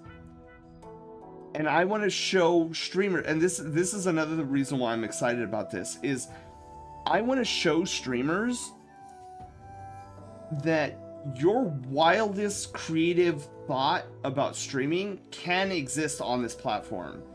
And all it requires is OBS Studio and Sammy. And so, while it's going to be fun for us to play, I'm hoping it also inspires other streamers to be like, wow, okay, if he's done this, then clearly these two programs can make my wildest ideas a reality as well. But that's a side quest, you know. That's a side quest hope. The main purpose is to bring you guys the magic that I feel every December to you guys. I don't think I said that correctly, but that's basically the premise of it. Is just to have like something fun, magical, and like a yearly tradition, because you know we already do a couple traditions on this channel. We have Send Spooks in October, which crescendos into our trick or treat on Twitch. A lot of you guys love it. Usually the people that we go visit love the idea. So that was an attempt to bring the magic of Halloween to you guys via this channel. And then I love the month of November because it's my birth month. And so I was like, all right, how can we make November magical? Oh, let's go and do Retrovember. And we'll do a month-long nostalgia trip of my favorite retro games of all time, and then share those experiences with you guys. But for a long time, we haven't really done anything for the month of December, and I think that's borderline criminal in my mind. Like, we should do something fun, especially since, like, I find the month of December super magical. So let's do something in return. Now, we did start something last year, which was the Mystery Box Mayhem, which I absolutely adored. And don't worry, Mystery Box Mayhem isn't going anywhere. It's being annexed into this Project Loaf. Okay? So if you guys love the idea of the Mystery Box Mayhem as much as I did, don't worry, that's not, it's getting repurposed and it's going to be brought into this Project Loaf. And so I am putting my heart and soul into this thing so that we have an exciting December ahead of us. And this is something, once Project Loaf is done, this is something, we're going to do Project Loaf every single December. And you might be thinking, well, oh, that might get a little boring after a while, right? No. The way I have this set up is it's going to be different every year. Literally every year. Not in its entirety. Like, the storyline is basically going to follow the same premise, but every year, I can't say it because it'd be too much of a spoiler, but know that I am designing it so that every year portions of the game are different, so that it's always a unique experience. But at the core of it is community, where a lot of times we come in and I play a game and you guys watch as I derp around and say something stupid or do a classic Sanism. And don't get me wrong, I love doing that. I will never not love doing that. But with Project Loaf, I'm designing it in a way where we are all a main character in this game. We are all significant portions of this game. And the game would not function if the three main characters aren't there. And the three main characters being you, me, and Loaf. That's the three main characters. If any one of these three main characters are not there, the game doesn't function. So it'll be the closest thing that we get. I feel like the closest thing we get on this channel to like a Twitch plays, but more organized, less chaotic, and where everybody has a role to play. It is going to be the sickest thing I have ever produced. When we debut this thing, I'm going to pop off so hard, and you guys are going to be able to see it, because the amount of work, like just the animations alone, like I'm not, pardon the language, but I am not half-assing this. I am going full-blown, over the top, in every way, shape, manner, or form. I want this thing to blow you guys away. Like you guys have never been blown away. It is going to be like the craziest streams that you've ever been a part of. And all of this to say thank you to you guys, because you guys are amazing and you guys are the reasons I stream. Like this is why I've been streaming for this long. I love hanging out with you guys.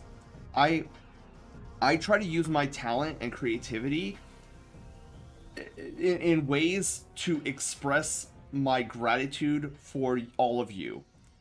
And you see this in the alerts that we do. You see this in the rank up ceremony, because I feel it's criminally underrated if I just say thank you to you guys.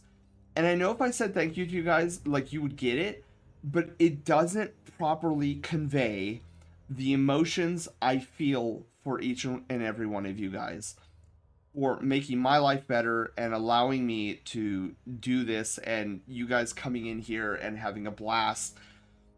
Like, I don't know how to properly put it into words. And so that's why I kind of let the art and animation kind of do it for me when I do these big things where it's like, oh, rank up ceremony. We're celebrating you because you're amazing. And I feel like that conveys my emotions a lot better than just a thank you. Anyways, sorry, I went on that huge tangent, or the huge Sen talk.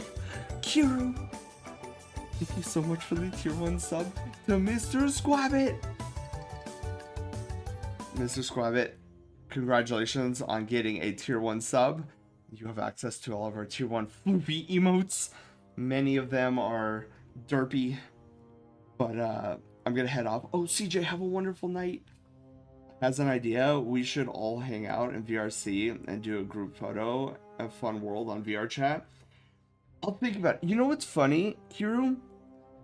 You would think that that would be the perfect way to get together and like hang out, right?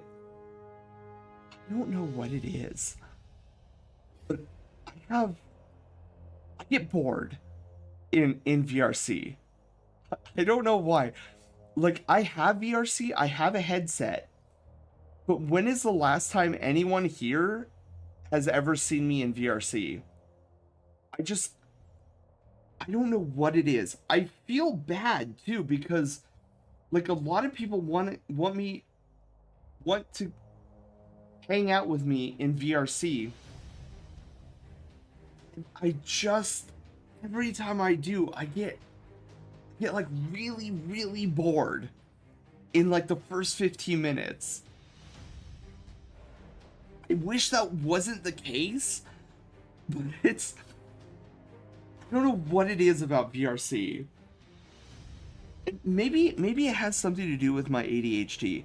Maybe it's because like when I have the headset on and I'm in VRC, I feel like it's like, because I have the headset on, VRC demands my full attention, right? And for me, hey, hi, how are you doing? For me, when I'm in a voice call with somebody, more often than not, I'm actually tinkering in the background, whether it be in OBS, whether it be in Sammy, whether it be in Destiny 2, tinkering with loadouts. I'm constantly tinkering when I'm chatting with somebody. It's very, very, extremely rare when I'm in a voice call that I am like solely focused on the conversation at hand. 9.9 times out of 10, I'm talking with you in a voice chat, but in the background, I'm tinkering with something. And in VRC, it demands like all of me. And so I get there and I get fidgety. And it's just like we could be doing this in Discord, and then I could be doing something in Sammy or something. And that's the only logical reason I can think of on why I get so bored with VRC. And again, I wish I didn't, because VRC is such a great platform to hang out with a lot of people all at once. Every time I get on, it's like, oh yeah, this is cool. And then 15 minutes later, I'm just sitting there like, okay, how do I leave this world and say goodbye to everybody and then go back to tinkering with whatever it is I want to tinker with? And that's the other thing I feel bad about, right? It's like I don't want to give the impression that I'm bored of talking with whoever is in the world with me, because that's not the case. It's just I feel this incessant need to tinker. And when I'm not doing that, it's like, I'm like, okay, what excuse could I give and not sound mean, like I'm bored with them or anything? That's definitely not the case.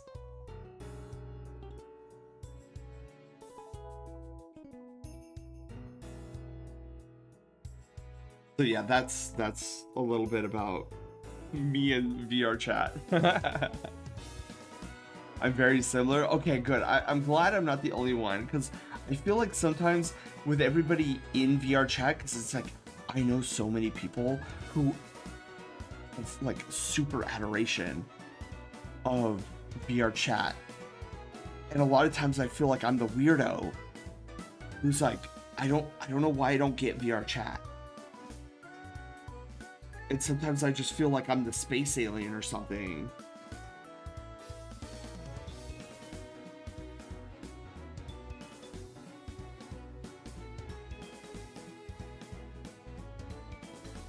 That was a perfect swoosh, by the way.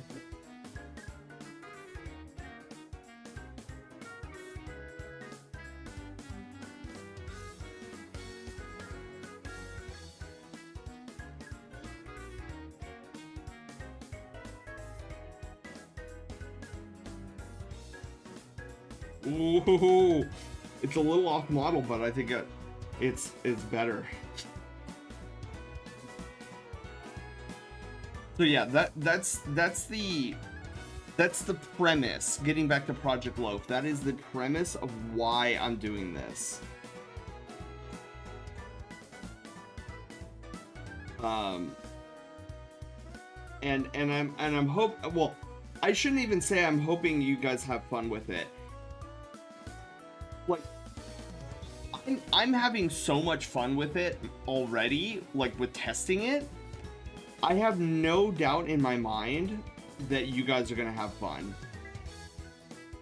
with Project Loaf. And I think what's gonna happen is it's gonna become such a fun staple of this channel. And my goal, hopefully, is that when December rolls around, you're like, yeah, dude, December, oh my god, we're gonna play Project Loaf, oh my god, I can't wait, this is gonna be amazing. I can't, I'll be Loaf's strongest hater. Can't wait to see this finished, Dragon Cat. You have a wonderful night's sleep.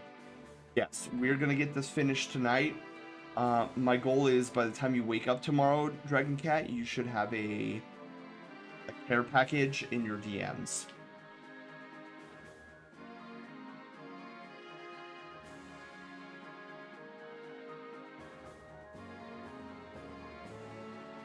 See, Panda. Oh my god. Never mind. I was gonna say something that would have been a huge spoiler to Project Love. I was gonna say something and then realize that that's something I shouldn't say. I'll tell you later in DMs what I was gonna say, Panda. But I feel like there's a particular part of Project Loaf I think you would enjoy. If you're gonna be Loaf's strongest hater.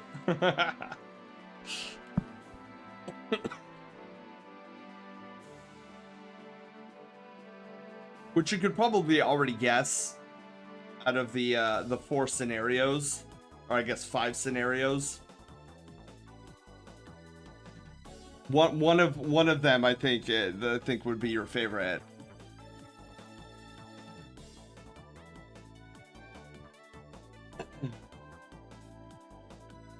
But yeah, I feel like, you know what's funny? I feel like before all is said and done, that I'm gonna have one of those oopsie moments where I let slip something big about Project Loaf, and then I'm gonna have everyone like stare at the screen while I get out my Men in Black Forget Me pen.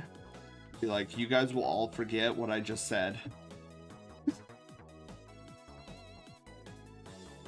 And then knowing my luck, you guys will all clip it like a million times over.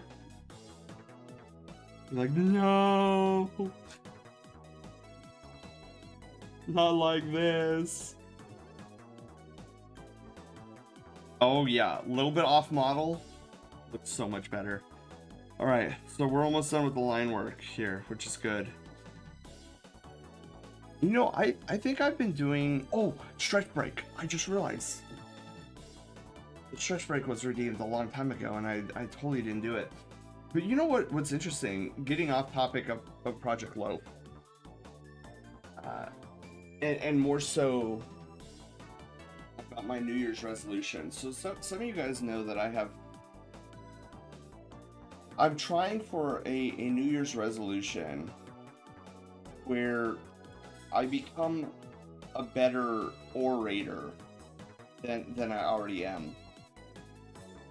And I feel like tonight is a really good example of kind of the progress I've been making.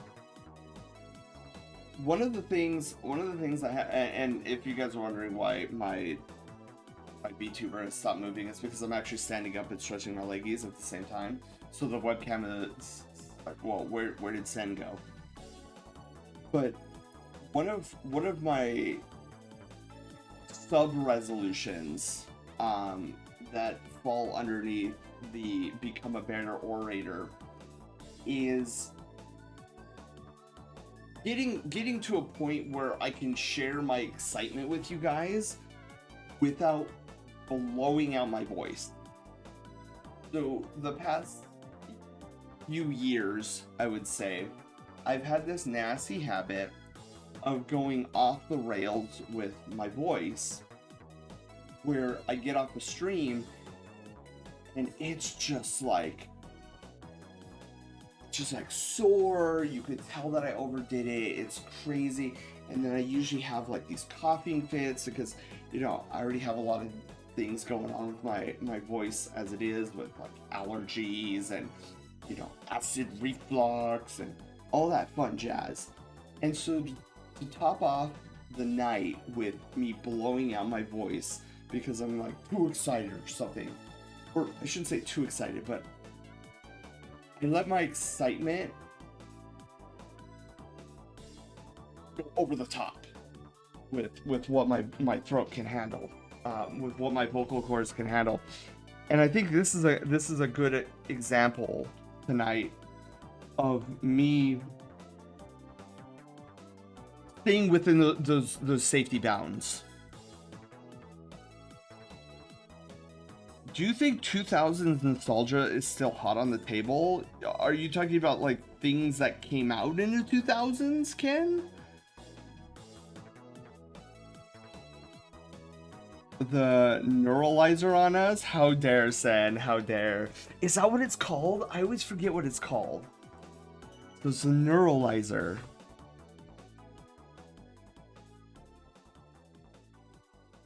Okay, so yeah, let's oh, you know what the crazy thing is? Oh, I love this song. The fur of Dragon Cat Sona here is pretty much all white, so it's basically going to be a splash of color and we're going to be done, which is awesome.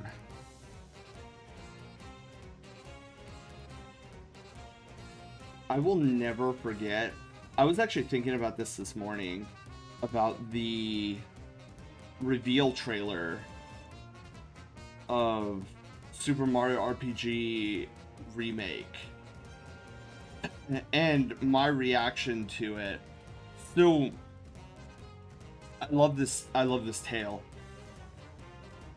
So I hear about this Nintendo Direct that's coming out, and this is what, like years ago now, maybe like 1 or 2 years ago.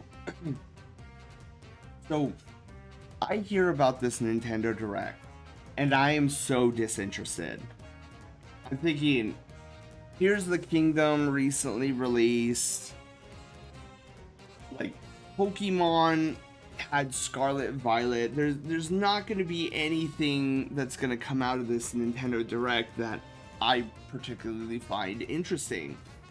So I readily ignored it. So I had all this hype on my timeline on Twitter. All this hype. Oh my god, Nintendo Direct. I can't wait. Oh my god.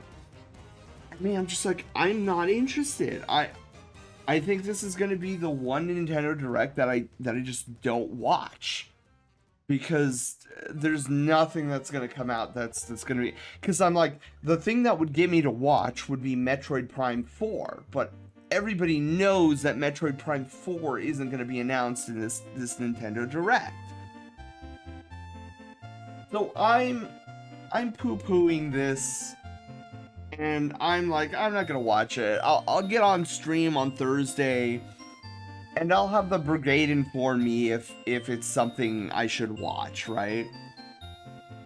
So it's the eve of this Nintendo Direct, and you still have these people hyped. Oh my god, one more day, dawn of the final day before this Nintendo Direct. I'm like, yeah, whatever. So I go to bed, and understand that the Nintendo Direct is supposed to happen at 7 in the morning my time. 7 in the morning. And I was like, nah, I'm not gonna watch this. I'll just, if anything, I'll watch it later after work. No big deal, right? So I go to bed, and I wake up the next morning feeling moderately refreshed. And I'm thinking, all right, what time is it? Is it 8? Is it 7:30? What time is it? No, it's 6 in the morning. I'm thinking, good God, man, I don't need to be up this early. Why am I up this early? So I'm like, whatever. So I try to fall back asleep, and of course I can't. Nico, hi, how are you doing? Welcome on in. Nico, you came in at a perfect time. I'm doing Send story time about the Nintendo Direct that revealed and debuted the trailer for Super Mario RPG Remake. I hope you've been feeling well. I am feeling better, Nico. So to kind of keep you in the loop, I took a 2-week hiatus from streaming. Not of my own volition, I might add. 2 weeks ago, I won a phenomenal ticket, all expenses paid, to my local hospital. I had this infection in my abdomen that needed to come out. So that's been fun. I'm still in the recovery process. Oh, you saw? Okay. Yeah, so I'm still in the recovery process right now, but I'm doing much better than I was at the start of this week. Still feeling fatigued, so I don't anticipate going extremely long tonight.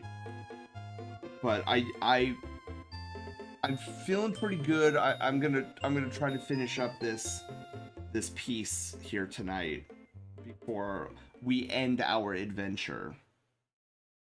But yeah, so that's how that's going. But you're coming in during a Send story time about how I found out about the Super Mario RPG Remake trailer. Send, you are forbidden from overexerting yourself. Yeah, I'm definitely monitoring myself for sure. For real. And so far so good. I'm still feeling like I have energy. Unlike the end of our Monday stream where I definitely felt like I overdid it.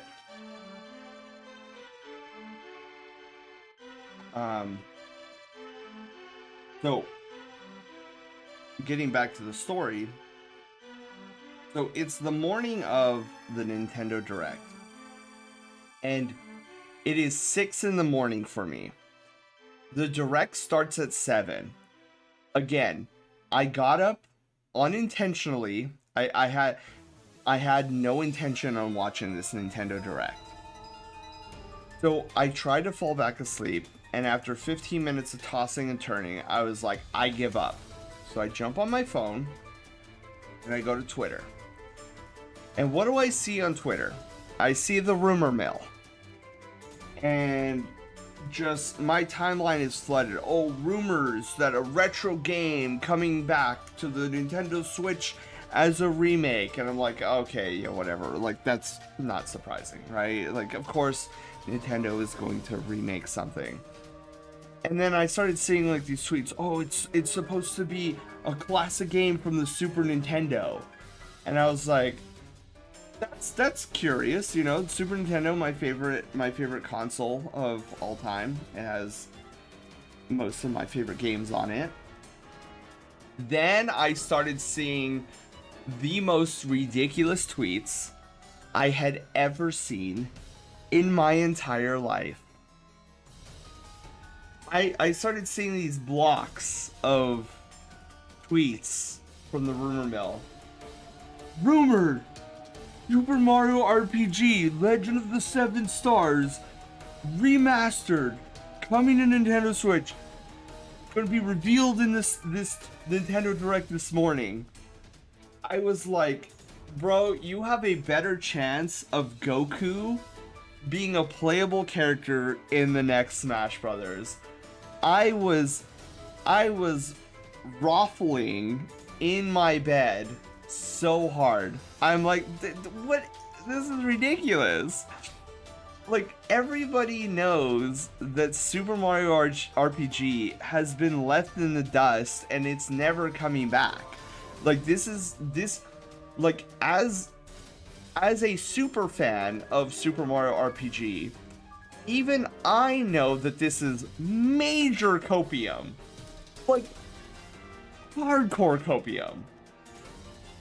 There's, like, in my mind, I'm like, there is a better chance that Jesus is a playable character in Smash Brothers than Mario RPG getting a remaster. It's not gonna happen, right? So I chalk this up. I'm like, what these people are probably getting confused about is that they're probably bringing Super Mario RPG to the Virtual Console on the Switch. And, like, I would be super stoked about that. But I'm thinking to myself, you know, what? It's probably going to be, like, another more popular Super Nintendo game. Like, maybe something from, I don't know, like, Castlevania or something. So, after seeing waves and waves of these tweets, of like, oh my god, Super Mario RPG getting remade, oh my god, tune into this Nintendo Direct. So I'm like, alright, there's enough of these that I'm intrigued. Like, I'm still wholly convinced that it's just gonna be it's gonna be on the Virtual Console. And I'm like, you know what, if they bring it to the Virtual Console, that's worth getting up. Right? That's worth seeing. It'll probably be like a 3-second clip in like one of those Nintendo Direct montages.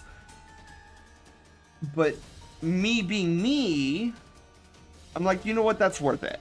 You know, gotta support my favorite game of all time.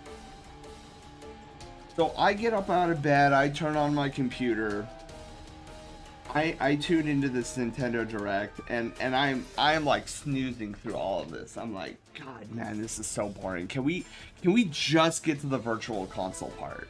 Please, dude. I am dying here. Arcat, hi, how are you doing? Welcome on in.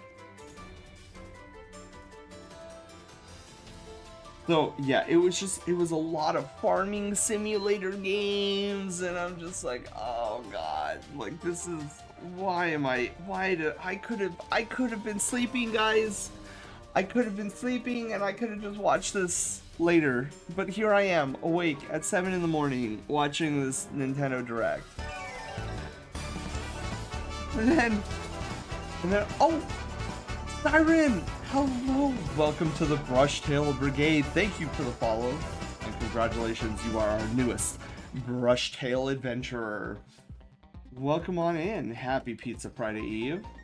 You have caught me not only doing some art tonight, but also you've caught me in a classic Sen story about, and if you've been here for a little bit, you probably already know what the topic is, but if you just arrived, talking about the Nintendo Direct that revealed the Super Mario RPG remake for the Nintendo Switch, and how I managed to accidentally stumble upon it through the rumor mill off of Twitter.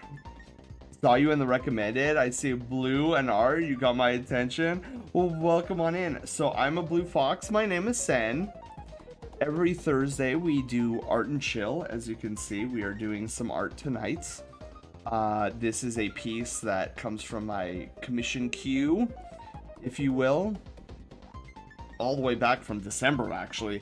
I'm a little behind in the queue because I only have the opportunity to do art and chill once a week. So we do art every Thursday evening, and then we do games every Mondays and Fridays. So it is a 3-day-a-week adventure. We have a blast here. My voice is a little bit hoarse tonight. I do apologize. I am recovering from being sick, but otherwise feeling pretty good. Coolio. Love the vibes as well. Yeah, so Siren, I like to... What do I want to say? I like to introduce the channel as, or describe my channel as being a lot like The Legend of Zelda, right? If you like The Legend of Zelda, you'll know exactly what I mean.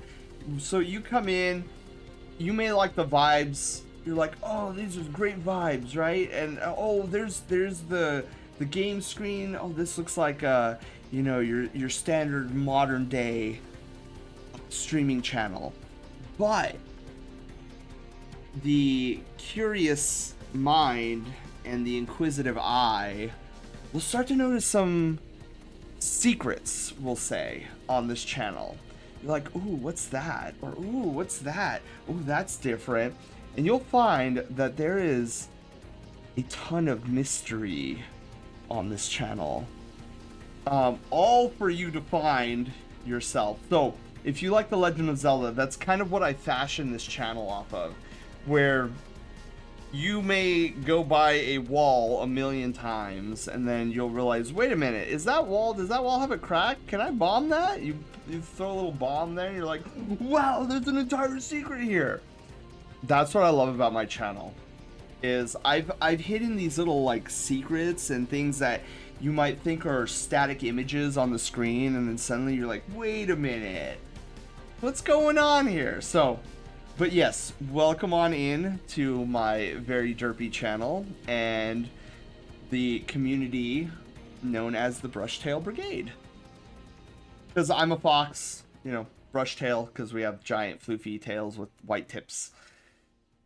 Except mine's blue. Well, no, I still have a white tip tail, but my tail's blue.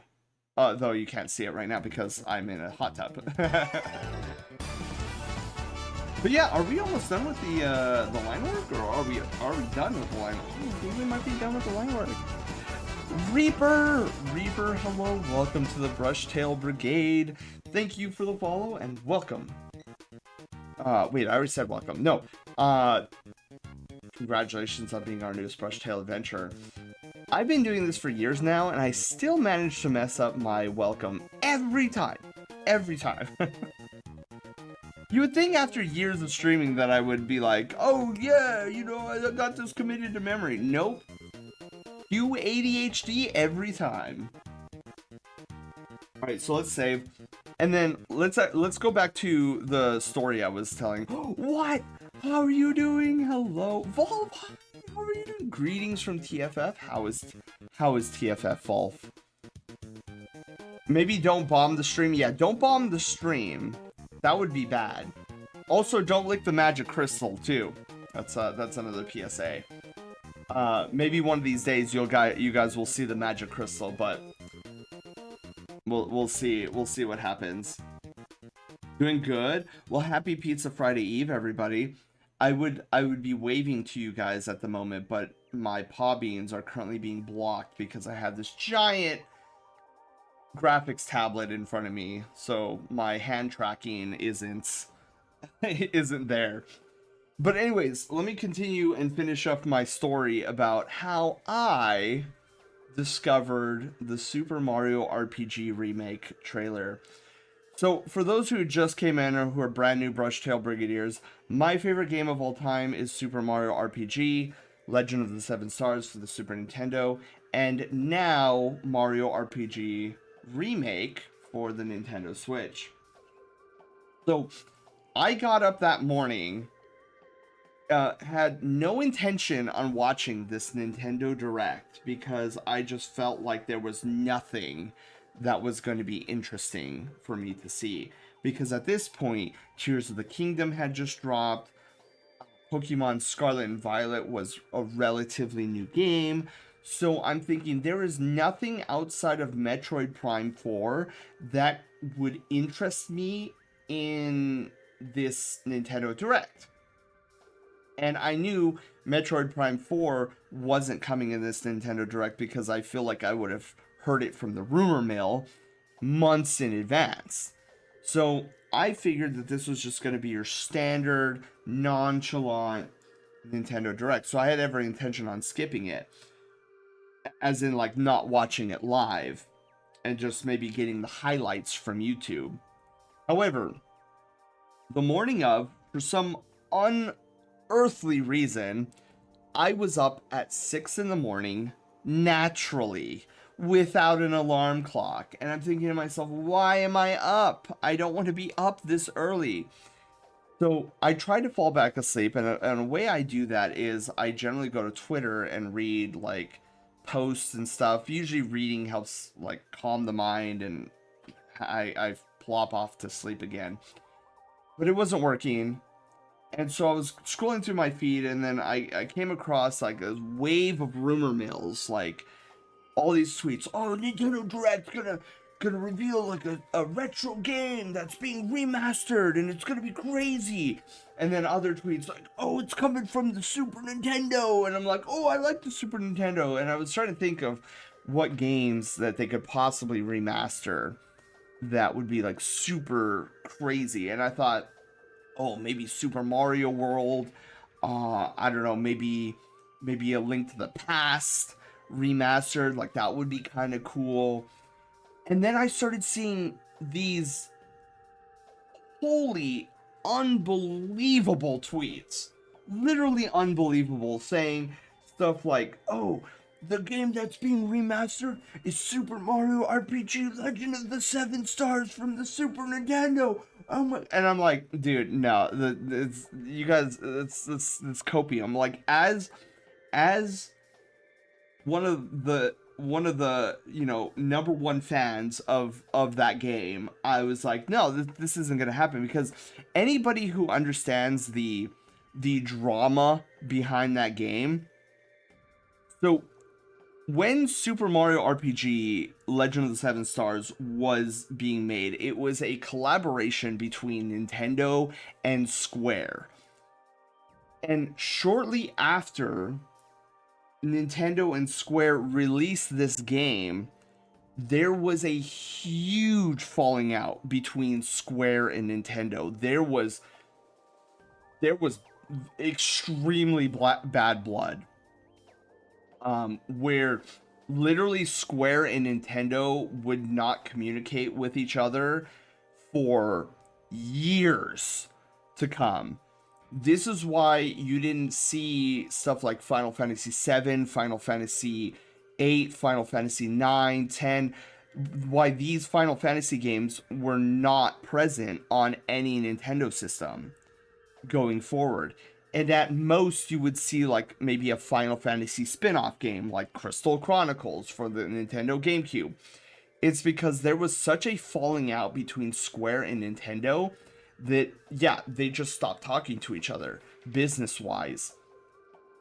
And so this left Super Mario RPG in a very peculiar situation, because if there was ever going to be a re-release or a remaster of the game, it would take the efforts of both Nintendo and Square to make it happen, because there are copyright issues between the two companies with the game. So many of us who are extreme fans of Super Mario RPG, like, were just resigned to accepting that this was just the reality. Like Super Mario RPG was just going to be one of those legendary titles that never saw the light of day ever again.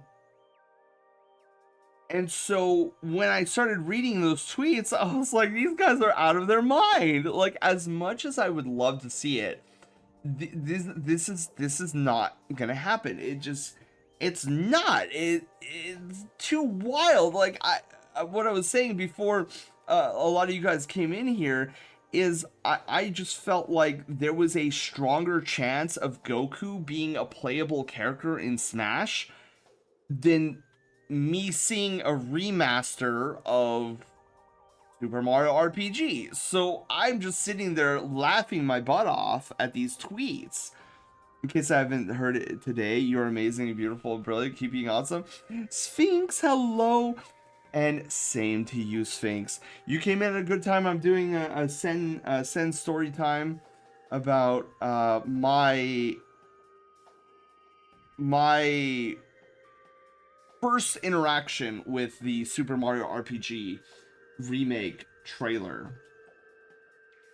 So I couldn't believe all these tweets that were coming out of the rumor mill about Super Mario RPG. So I just assumed it was going to be I'm thinking, okay, at most it's going to be a virtual console re-release. And I thought, you know what, that would be cool.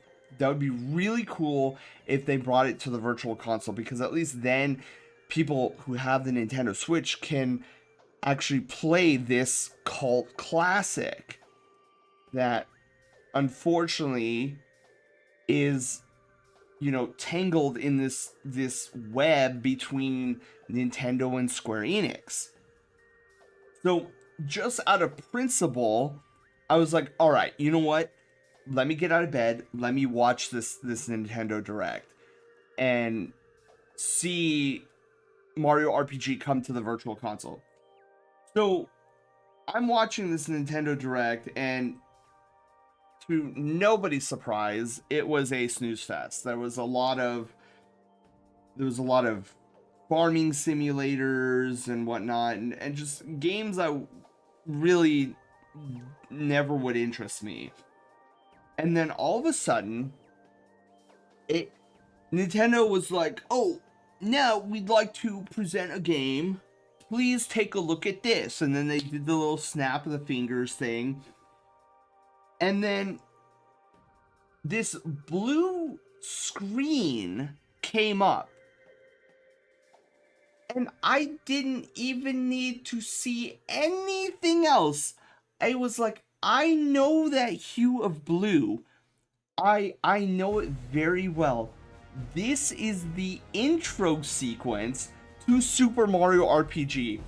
And then the music kicked on, the camera panned down to Peach playing with flowers in Mario's little front yard. And I was like, bro, this is it. This is Mario RPG coming to the virtual console. It's crazy that they're giving it like a full blood, because I'm thinking, you know, they're gonna put in like the montage thing, like, oh, look at all what's coming to the virtual console, right? And so I'm thinking it's gonna be like a mini, little itty bitty 3-second thing, like, oh, Super Mario RPG coming to the virtual console. And so I'm like, oh, dude, this is cool. It's getting the whole trailer, like they're showing the full intro, and then all of a sudden the animation paused.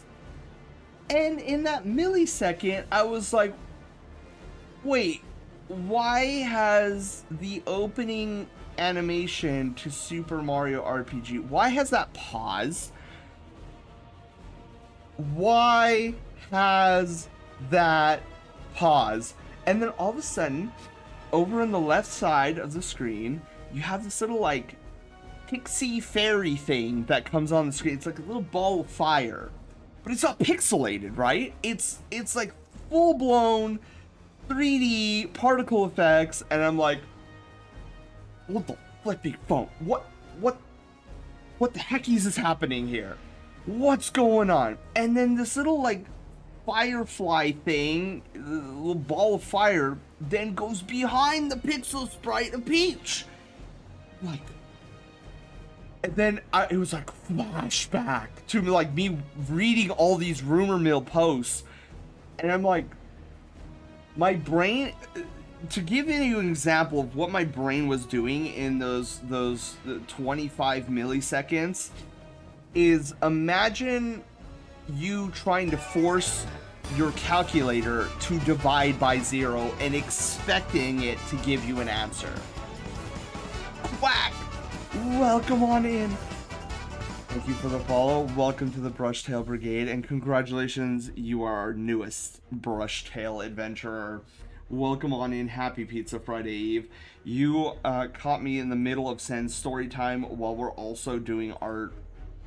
Yeah, we're in the midst of the epic portion of this story of me watching the Nintendo Direct revealing Super Mario RPG Remake for the first time. So this little like firefly like particle effect is going behind this pixelated version of Peach. And I'm just thinking, there is no way on this planet that I'm in a timeline where you're telling me that this game is getting remade, like remastered or whatever. There's no, my brain was blue screening harder than your grandma's computer when she calls you up and tells you that she tried to download more RAM onto her computer. My brain was rebooting itself and crashing because I just, in no fathomable reality of mine would I have ever suspected this was possible. So I just didn't believe it until the screen transition, and then we got 3D Peach in Mario's like little flower bed in front of Mario's pad, and I don't know. I don't know how to explain properly what emotions were going through me at that moment. Disbelief doesn't even come close to the emotion that I don't know what going into the Twilight Zone would feel like, but I have to imagine it was it must feel something like what I was experiencing, like this out of body experience. And I was dumbstruck by what I was seeing. And I don't think it really hit me until midway through that trailer what I was even looking at. And after the trailer played, the rest of existence just was not even, I couldn't even comprehend the rest of existence. My entire brain was like, I need to get on YouTube and I need to watch this trailer again at least 500 more times. And I need to analyze every pixel that is coming through my eyeballs. It was wild. And then when I finally gained some sense of like motor functions back, I immediately went to our Discord server and just all in caps, no context, it is real. That's all I posted. I was floored. I don't know how many times I cried during like the rewatch of the trailer, because I don't know if you've ever experienced something where you just resigned yourself to knowing that what you want will never become a reality. And this was me with Mario RPG, just because I understood the history behind what had happened between Square and Nintendo that made this moment that I was seeing such an impossibility.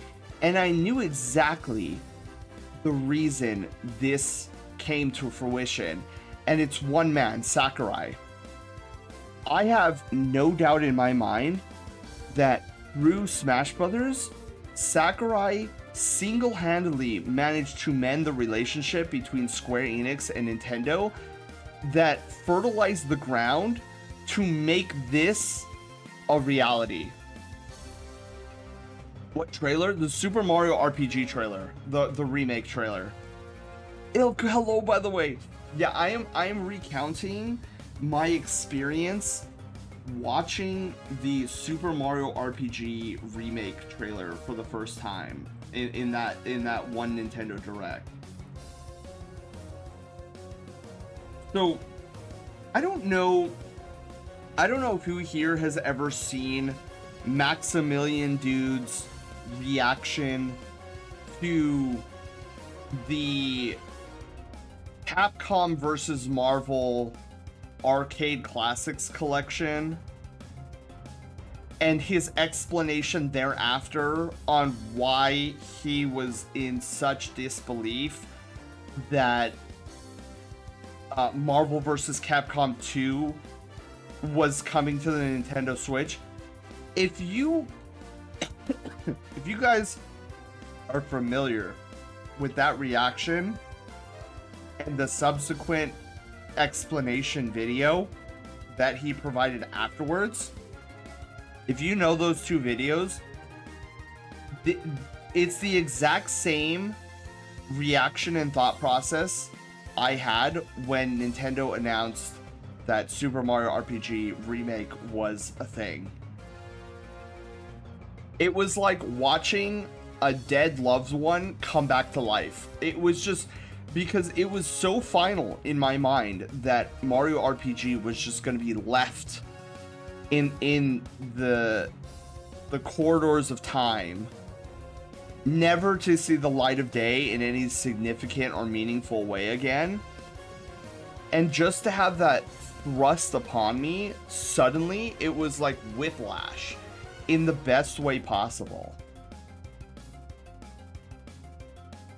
And I wasted no time pre-ordering the digital version and the physical version of the game. I have the physical version on my entertainment desk, like my entertainment system, in a like this really cool I guess plexiglass display case right next to my original copy, Super Nintendo copy of Super Mario RPG Legend of the Seven Stars. I have them, they're right behind me, in both of them in their own respective display cases. Like, I couldn't believe it. And so, like, I love that. I have a poster on my wall of the original artwork, like box artwork of Super Mario RPG Legend of the Seven Stars on my wall. Like, this is how much I love this game. And just to have it be remastered in such an amazing way, it was a moment never to forget. And every time we play Super Mario RPG Remake, every Retrovember, I still get emotional when we get to the end credits. Because there's still a part of me that just doesn't believe it.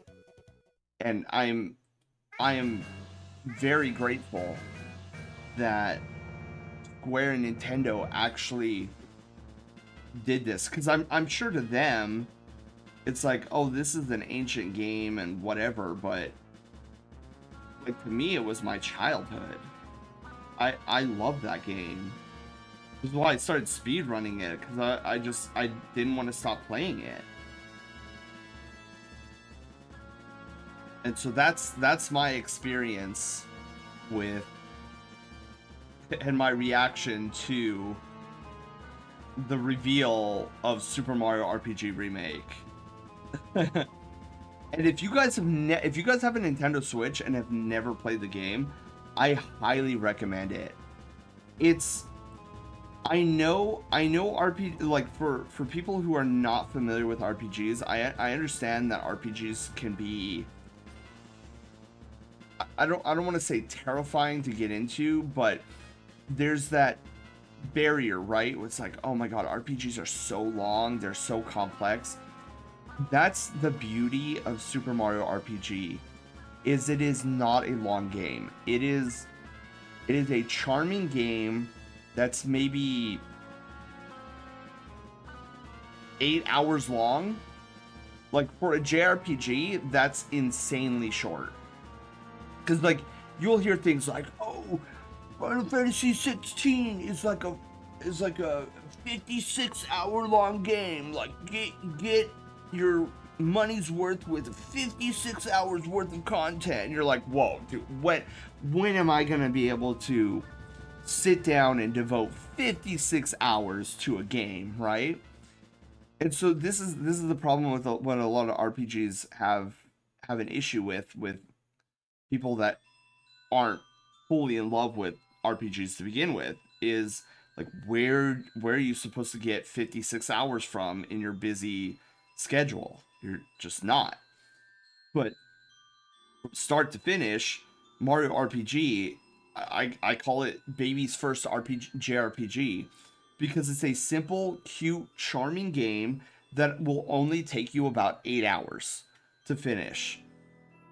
And I've watched enough streamers and their first playthroughs on Twitch, and they're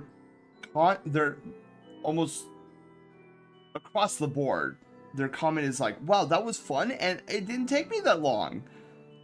I'm pleasantly surprised it wasn't that long of a game. And I'm like, I know, right?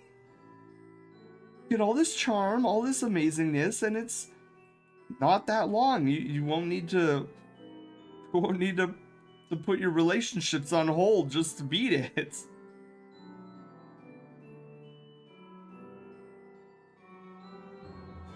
So yeah, I am a big advocate of the game, and would highly recommend everybody and anybody playing it. We're done there, so we just need this. So right now, for those who are wondering what in the world I'm doing art-wise, I am doing this layer that I call primer. So I do this thing with my art pieces where I provide a primer layer, and this allows me to color within a set boundary and not break out of that boundary. And even more so, what it helps me do is, if I ever wanted to, like, if any of the people who I've worked on pieces for come back to me and they say, hey, you know, it would be really awesome if, like, if you would you be able to format this into more of a hologrammy sticker? And this is what my primer layer helps me do, is foundationally I can turn this into a Telegram-esque sticker in seconds. So it's a little bit of a longer process than just straight up coloring it. Let's get a good stretch. But it helps me, I guess, future-proof my pieces of art in case anybody comes back to me. Wow, I'm clean. Ketchy, how are you doing? Happy Pizza Friday Eve. Okay, perfect. So there is.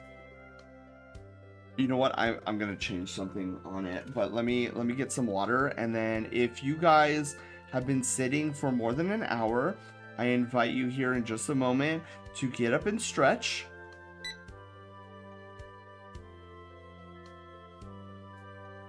I'm just getting some hydration. Also, for any of us who are brand new Brushtail Brigadiers, I will clue you in on a secret that you can do on this channel. So anybody who's new, if you want to format your very own Brushtail Brigade guild card, to get started, all you have to do is do !! card color, all one word, followed by a space, and your favorite color, whether that be purple, blue, green, yellow, teal, black, white. Oh my god. Everybody in chat, say Fuzzy Pickles.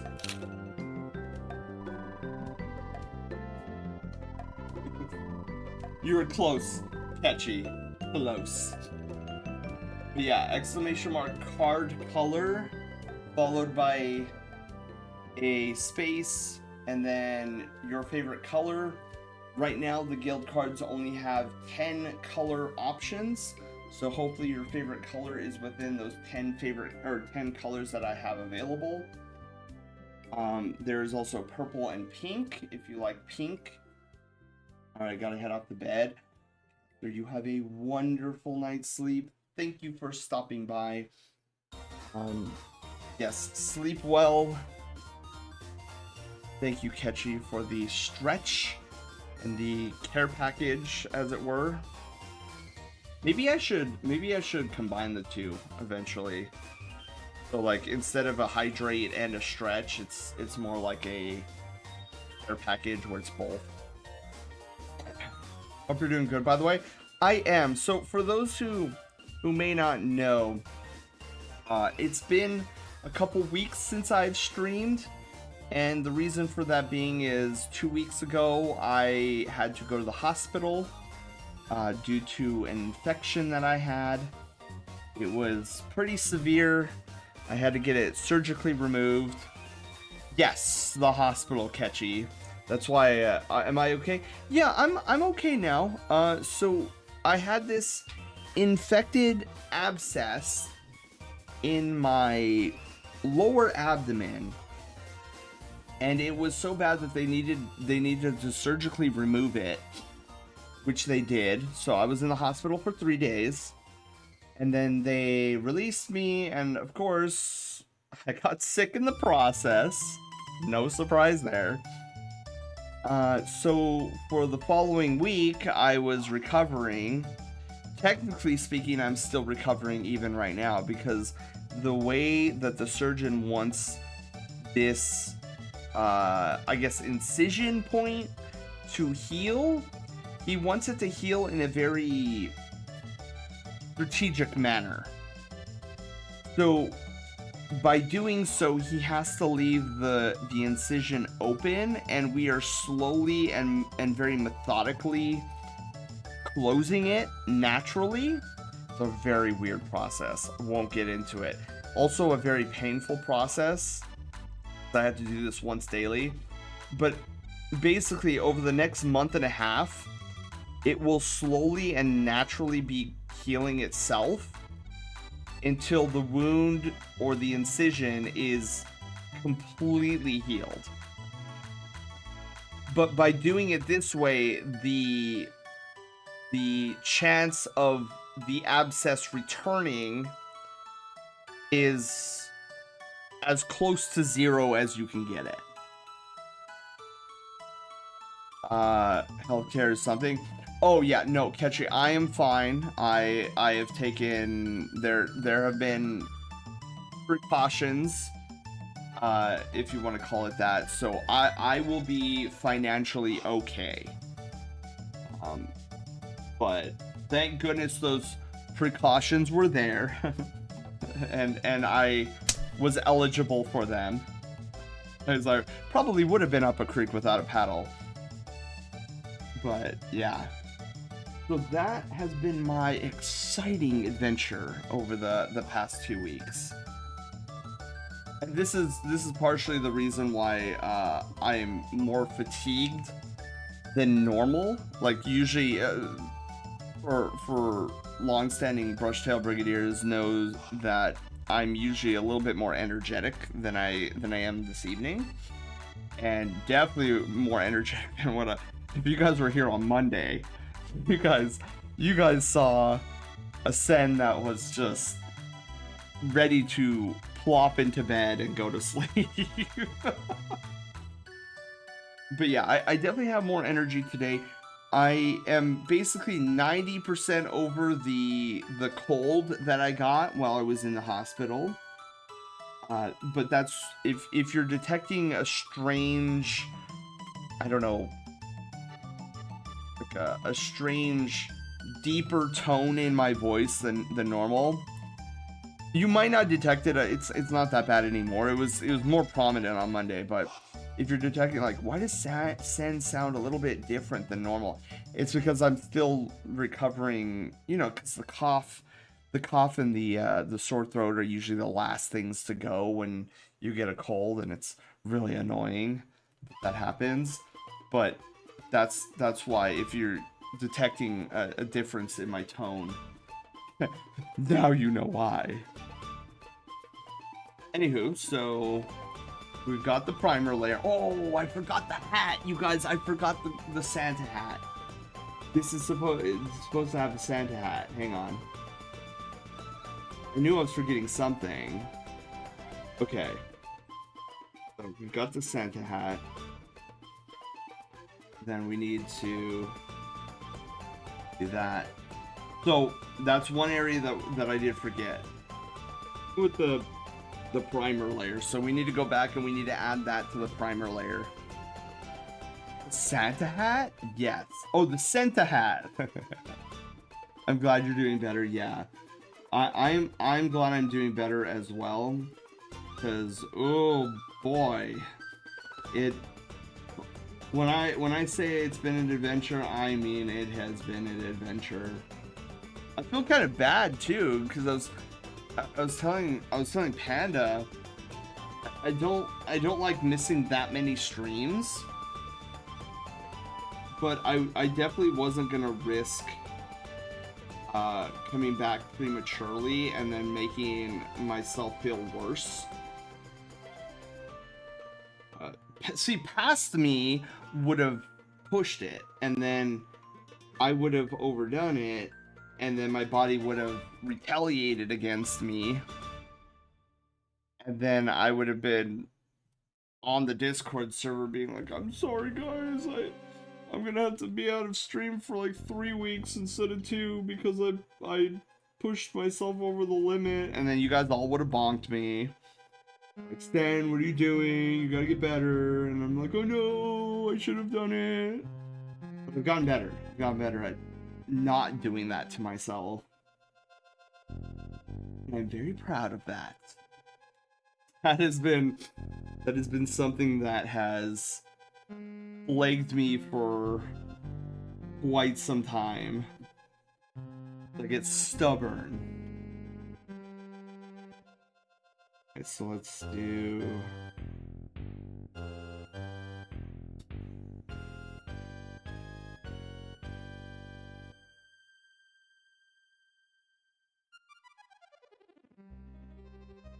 that. Just to smooth it out a little bit. I feel like it wasn't smooth. Cody, hi! How are you doing? I'm doing good. I'd shake my head in disappointment, but it wouldn't do anything. Sound familiar? I don't know. I feel like you guys have shaken your head at me enough times where I'm starting to learn. It's almost like, what's it called? The Magneto. I was like this scene in, I forget which X-Men it was, but there's a scene in X-Men where Magneto tries to take the guns of the humans, and he's like, wait, why am I, he stares at in confusion because the guns aren't coming to him, and then he realizes that all the guns are plastic, and then he turns over to one of his henchmen, and he's like, wow, they're learning. As if like humans aren't capable of evolving and learning and becoming better. And I always find that part to be super humorous.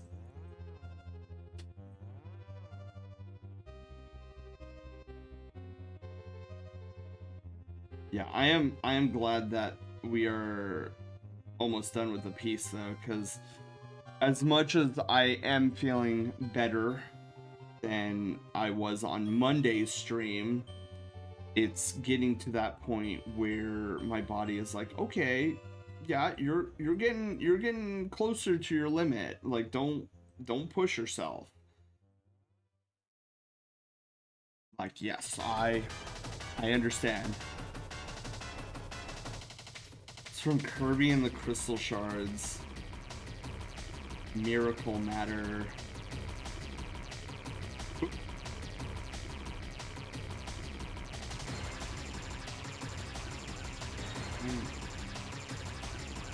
Here.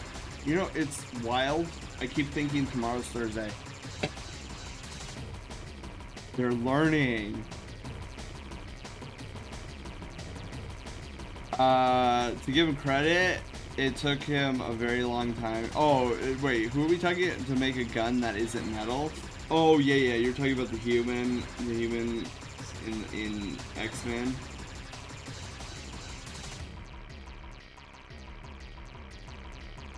They did it, nonetheless. Oh. We're gonna have to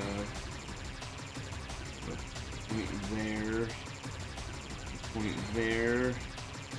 Beautiful. And we come in here, we put a point here.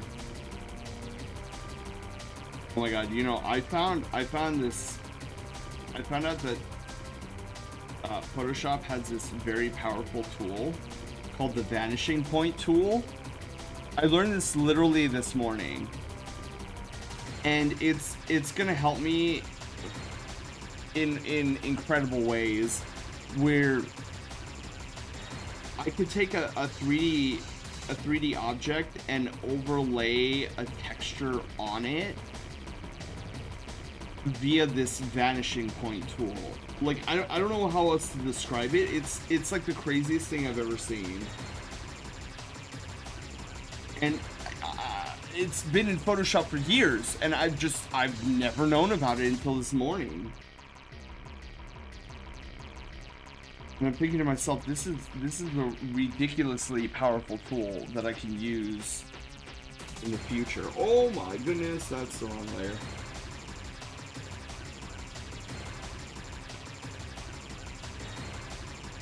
Okay. So here's the piece. So now that we got the primer layer on, now we can get the coloring. So we are almost done. Oh, I need to open up a previous Christmas Spectacular raffle winner for the hat color. But first, let's start with the base color. We fill. There we go. There's the. Yeah, this Sona definitely looks like kind of like Goat Mom. Clip color. Blue, hello, how are you? Okay, so she has darker color horns.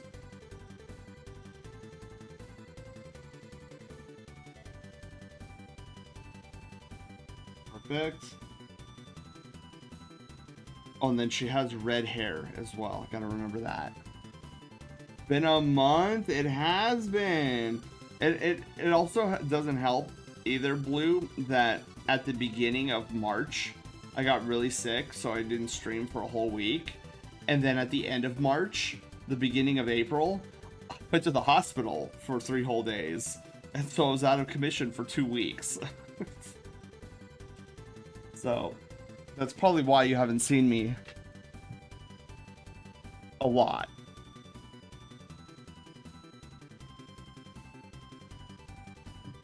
You're telling me it's been a month? I have massive changes ongoing since March. Okay, so let's get the hair color.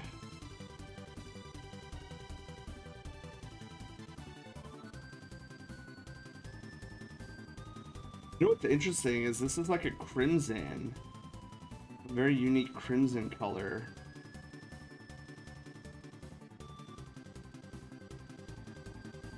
Also, this is the end credits song for Kirby Superstar. Arguably, my biased opinion, the best Kirby out of all the Kirbys. Don't get me wrong, there's been a lot of good Kirby games out there, but Kirby Superstar takes the cake. Another game I would highly recommend if anybody here has access to a virtual console version of Superstar or an original copy of Superstar on the Super Nintendo, or a completely legitimate copy PC version. Definitely the legitimate.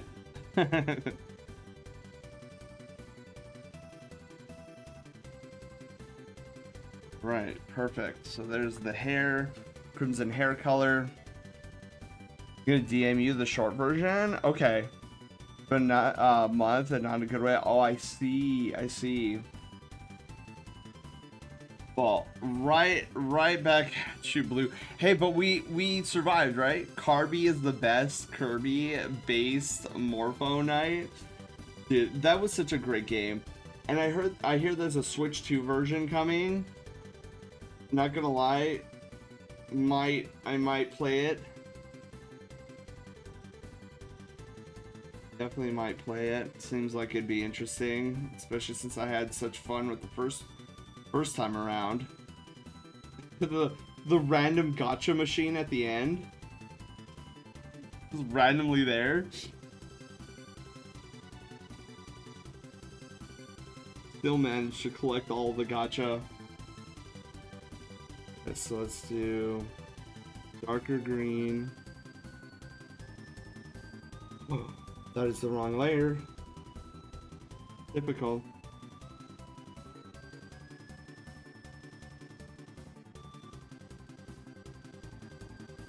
I forget who I was, I think it might have been Lance, where he was like, dude, those are Kirby's eyeballs? Like, what? Oh, dude, you know what? Speaking of eyeballs, I forgot the whites of her eyes. Oh, man. Should have done that first before doing the green eye.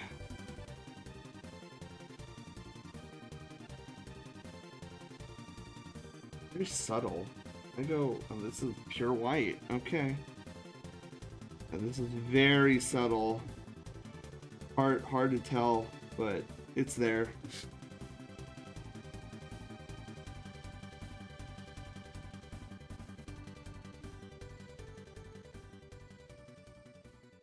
Oh, dude, I did a really great job there.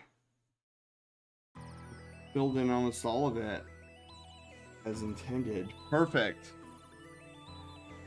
Gonna probably charge like $30 for it. I know, that's the unfortunate part.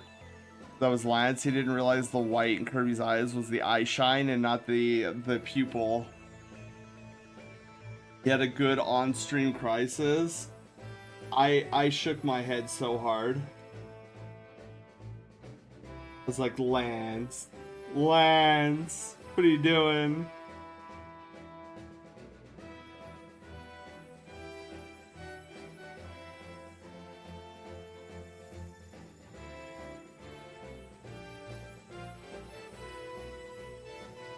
Like, oh no.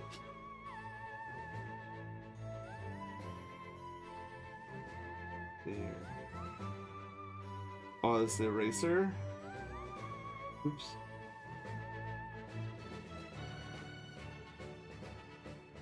Alright, perfect. So now I think the only thing we're missing color-wise is the blush. So I'm gonna kinda base it off of the crimson color. And we're just gonna go like a light pink. Wrong color. I mean, wrong layer again. Typical.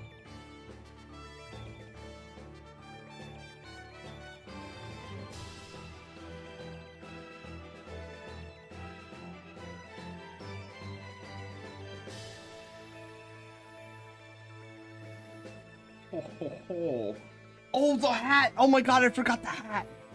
Forgetting the hat, man. I'm like, cool guys, we're finished. No, we've got the hat. Alright, let me look at my to-do list here. Kiru. Okay, let me look for Kiru's. Let's see here. Kiru.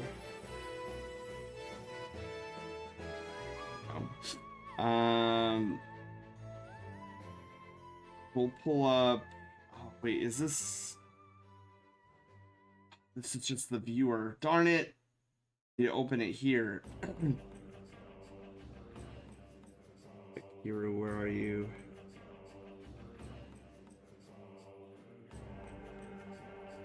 Wait. Oh, there. Okay. So hat color.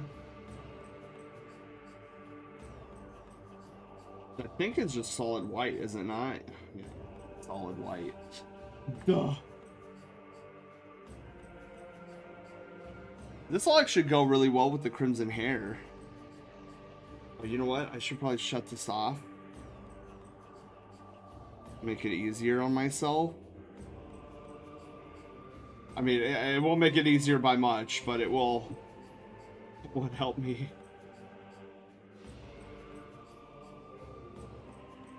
At least with the blue, I can detect it a little bit better than the warm beige, I guess. Beige-ish white, eggshell, I guess some people would call it.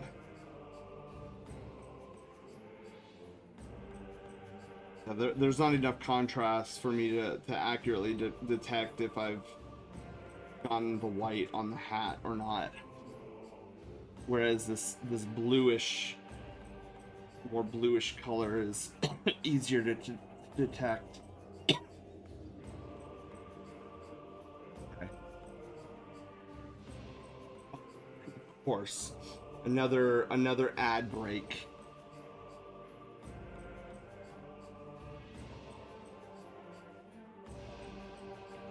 I think I did a really good job of this Sona. Oh, that's not good. Really not good. I have to figure out what I did wrong there. Oh, the squeaks! Returning.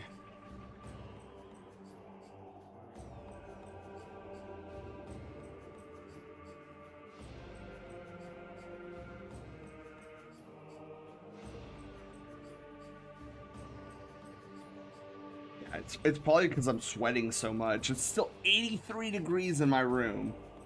It's went down by 2 degrees, guys. Can you believe that?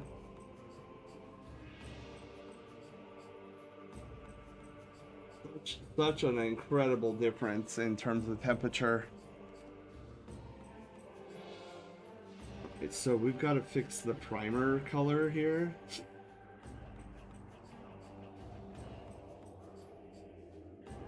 Seems like I forgot to move this.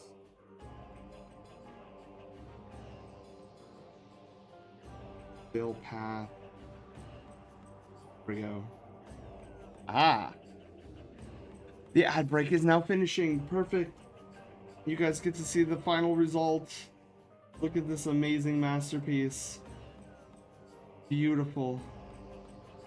It was everything I was hoping for and more.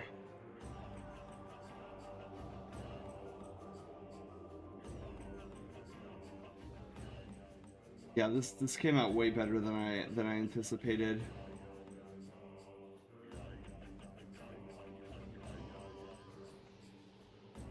All right. We've got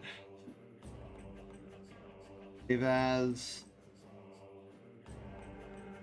PNG. Oh, wait, what was the name? What? Was it Ari? Wait, no, hang on. Aaron. File save. Save as. Long. Arim.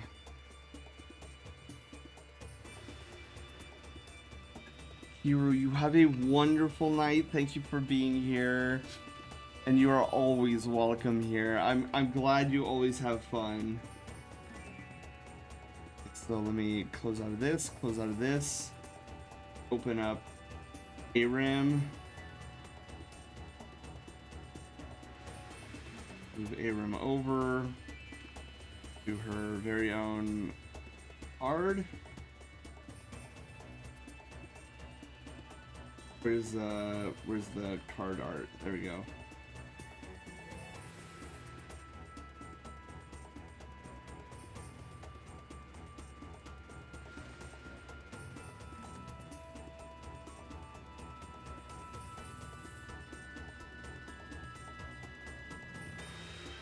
Yeah, for a species I've never done before,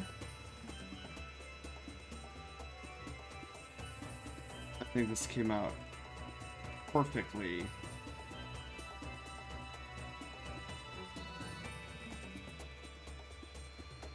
Alright, save. Save as. Arim. Beautiful. Alright. So then let's package this up for Dragon Cat. Get it in a nice, beautiful little bundle.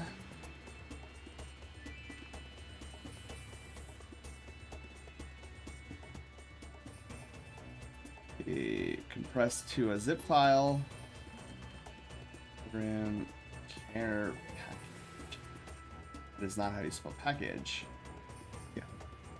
Now, to submit it to Dragon Cat.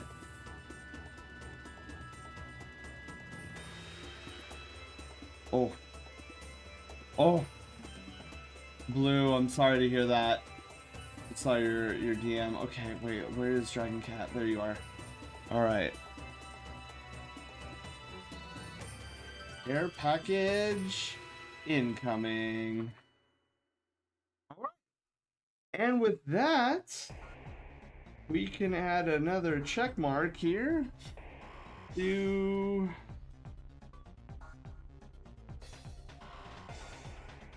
our to-do list. All right, next up, which will be next Thursday, we'll be starting on Caster's December headshot raffle. Booyah.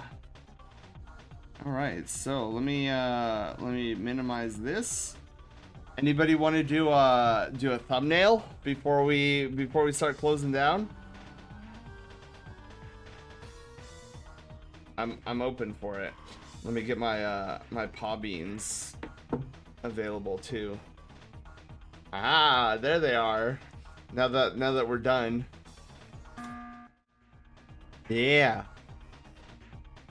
Oh, let's do some cute eyes.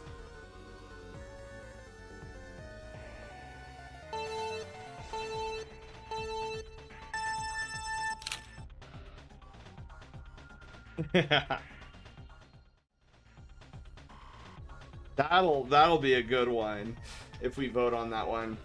All right, you guys, this has been a blast. Another great art and chill adventure. We will be back at it again tomorrow with Legend of Zelda Echoes of Wisdom, aka Wand of Gamelon 2. So let's go see who is online. Who can we raid off to? We will see here. Oh, you know what? Let's keep the art vibes rolling, shall we? Let's hit up our friend Scintilla, who is doing his art box. That's the co-stream thing that he's invited us to. So it looks like there is a three-way stream with Snuggle for Waffles and Connor Pats. So those are his 2 guest artists tonight. Alright, so let's get our raid started here. Please put in the Twitch URL. Yes, Haywire, there you go. Start the URL. What Sen emote do we want to use? Oh, of course, the Sen notes, obviously. The notes, raid message. All right, what should our raid message be tonight?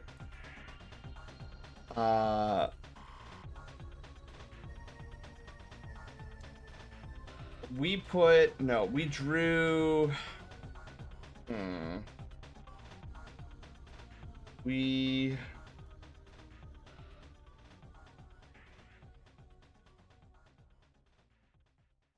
We use polymerization on a rabbit, goat, and dragon.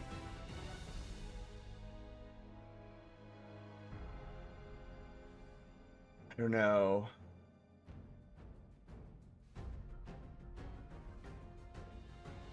Rabbit, goat, dragon, hybrid.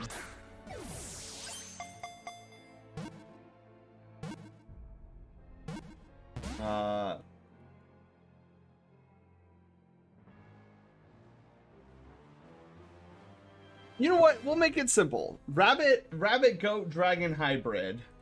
Easy. All right. So, if you guys have our emotes, feel free to use the first one. If you don't, feel free to use the Dorito version.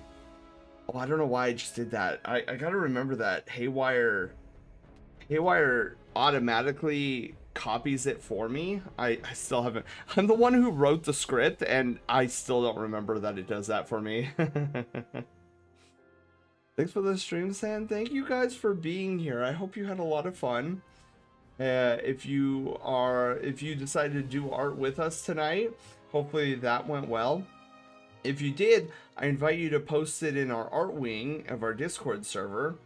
We always love checking out art throughout the week. I know I need to get better at doing that myself, but lately I haven't been doing a lot of art. But anyways, you guys, I'm gonna head to bed. I will catch you guys in tomorrow's adventure for Legend of Zelda Echoes of Wisdom. I feel like we're nearing-ish the end of the game.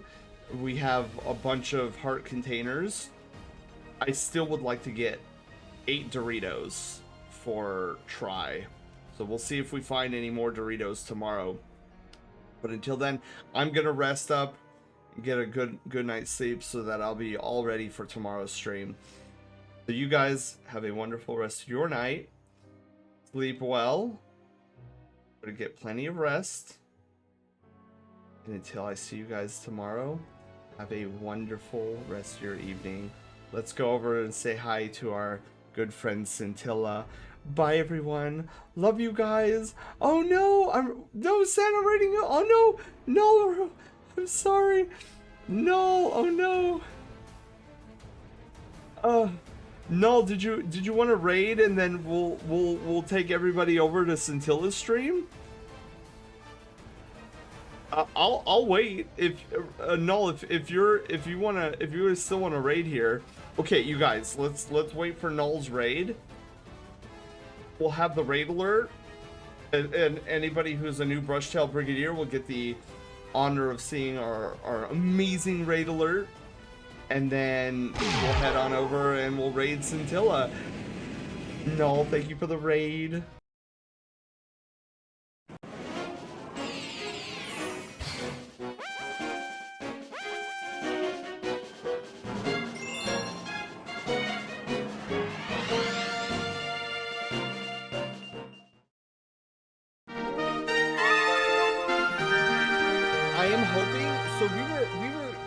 This is gonna sound weird, but we were actually analyzing Scarlet's crotch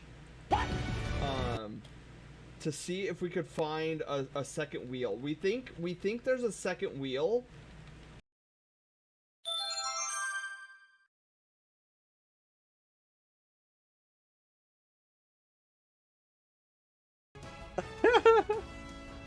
I will never not love that clip. We were, and you know what's funny too? We were so right on the point, because in game, Koraidon has 2 wheels when in like the ride mode. We just didn't see it in the trailer. If you want, I'd send you a Discord showing you what we were making. Oh yeah. We can check that out really quickly before we end our adventure.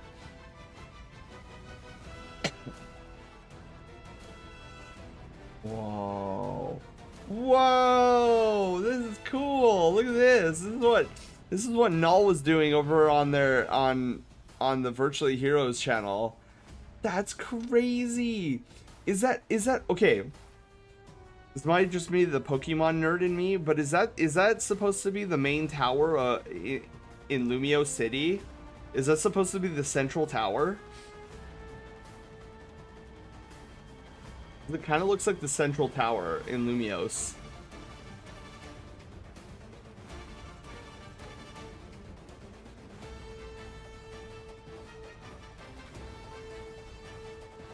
That is really cool, Null. It is a Kanto Tower. What's a Kanto Tower?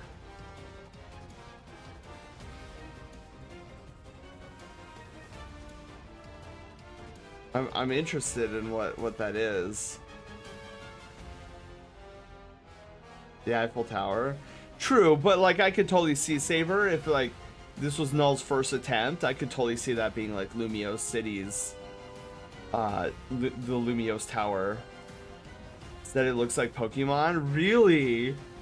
It's because Pokemon ZA is around the corner.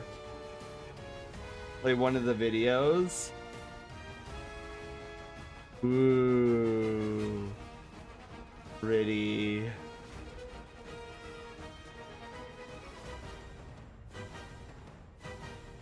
So what is a Kanto Tower?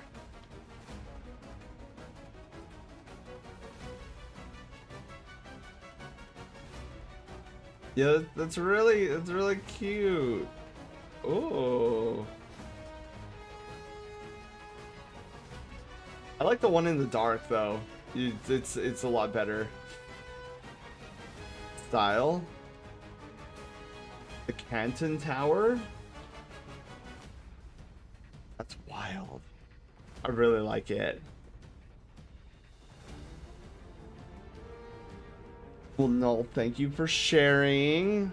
It looks amazing, by the way.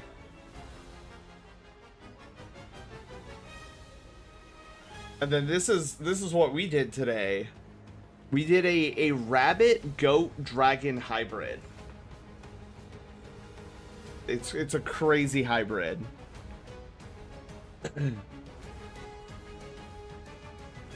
All right, you guys. Null, thank you again for the raid, but it is time I went to bed. My body is telling me to rest up. So you all have an amazing rest of your night. If you want to see more art by a great artist, we're heading over to my good friend Scintilla, who's a local fur. We usually go and do Korean barbecue a lot. He is working with 2 other artists right now in a collaborative stream, so that'll be exciting for you guys. He draws a lot of Pokemon art. He's not doing Pokemon tonight, but if you're into seeing an artist do a lot of Pokemon art, Phil is the one for you. That is our raid message tonight. Rabbit, goat, dragon hybrid. If you want to use your own emotes, feel free. But yeah, it is time I go to bed. So let's bring this adventure to a close, but not for good, because we're gonna pass off this adventure ship to our friend Scintilla. So until tomorrow, you guys, sleep well, have an amazing Pizza Friday. I will catch you tomorrow for more shenanigans. Bye everyone, love you guys, sleep well. I'm off to bed.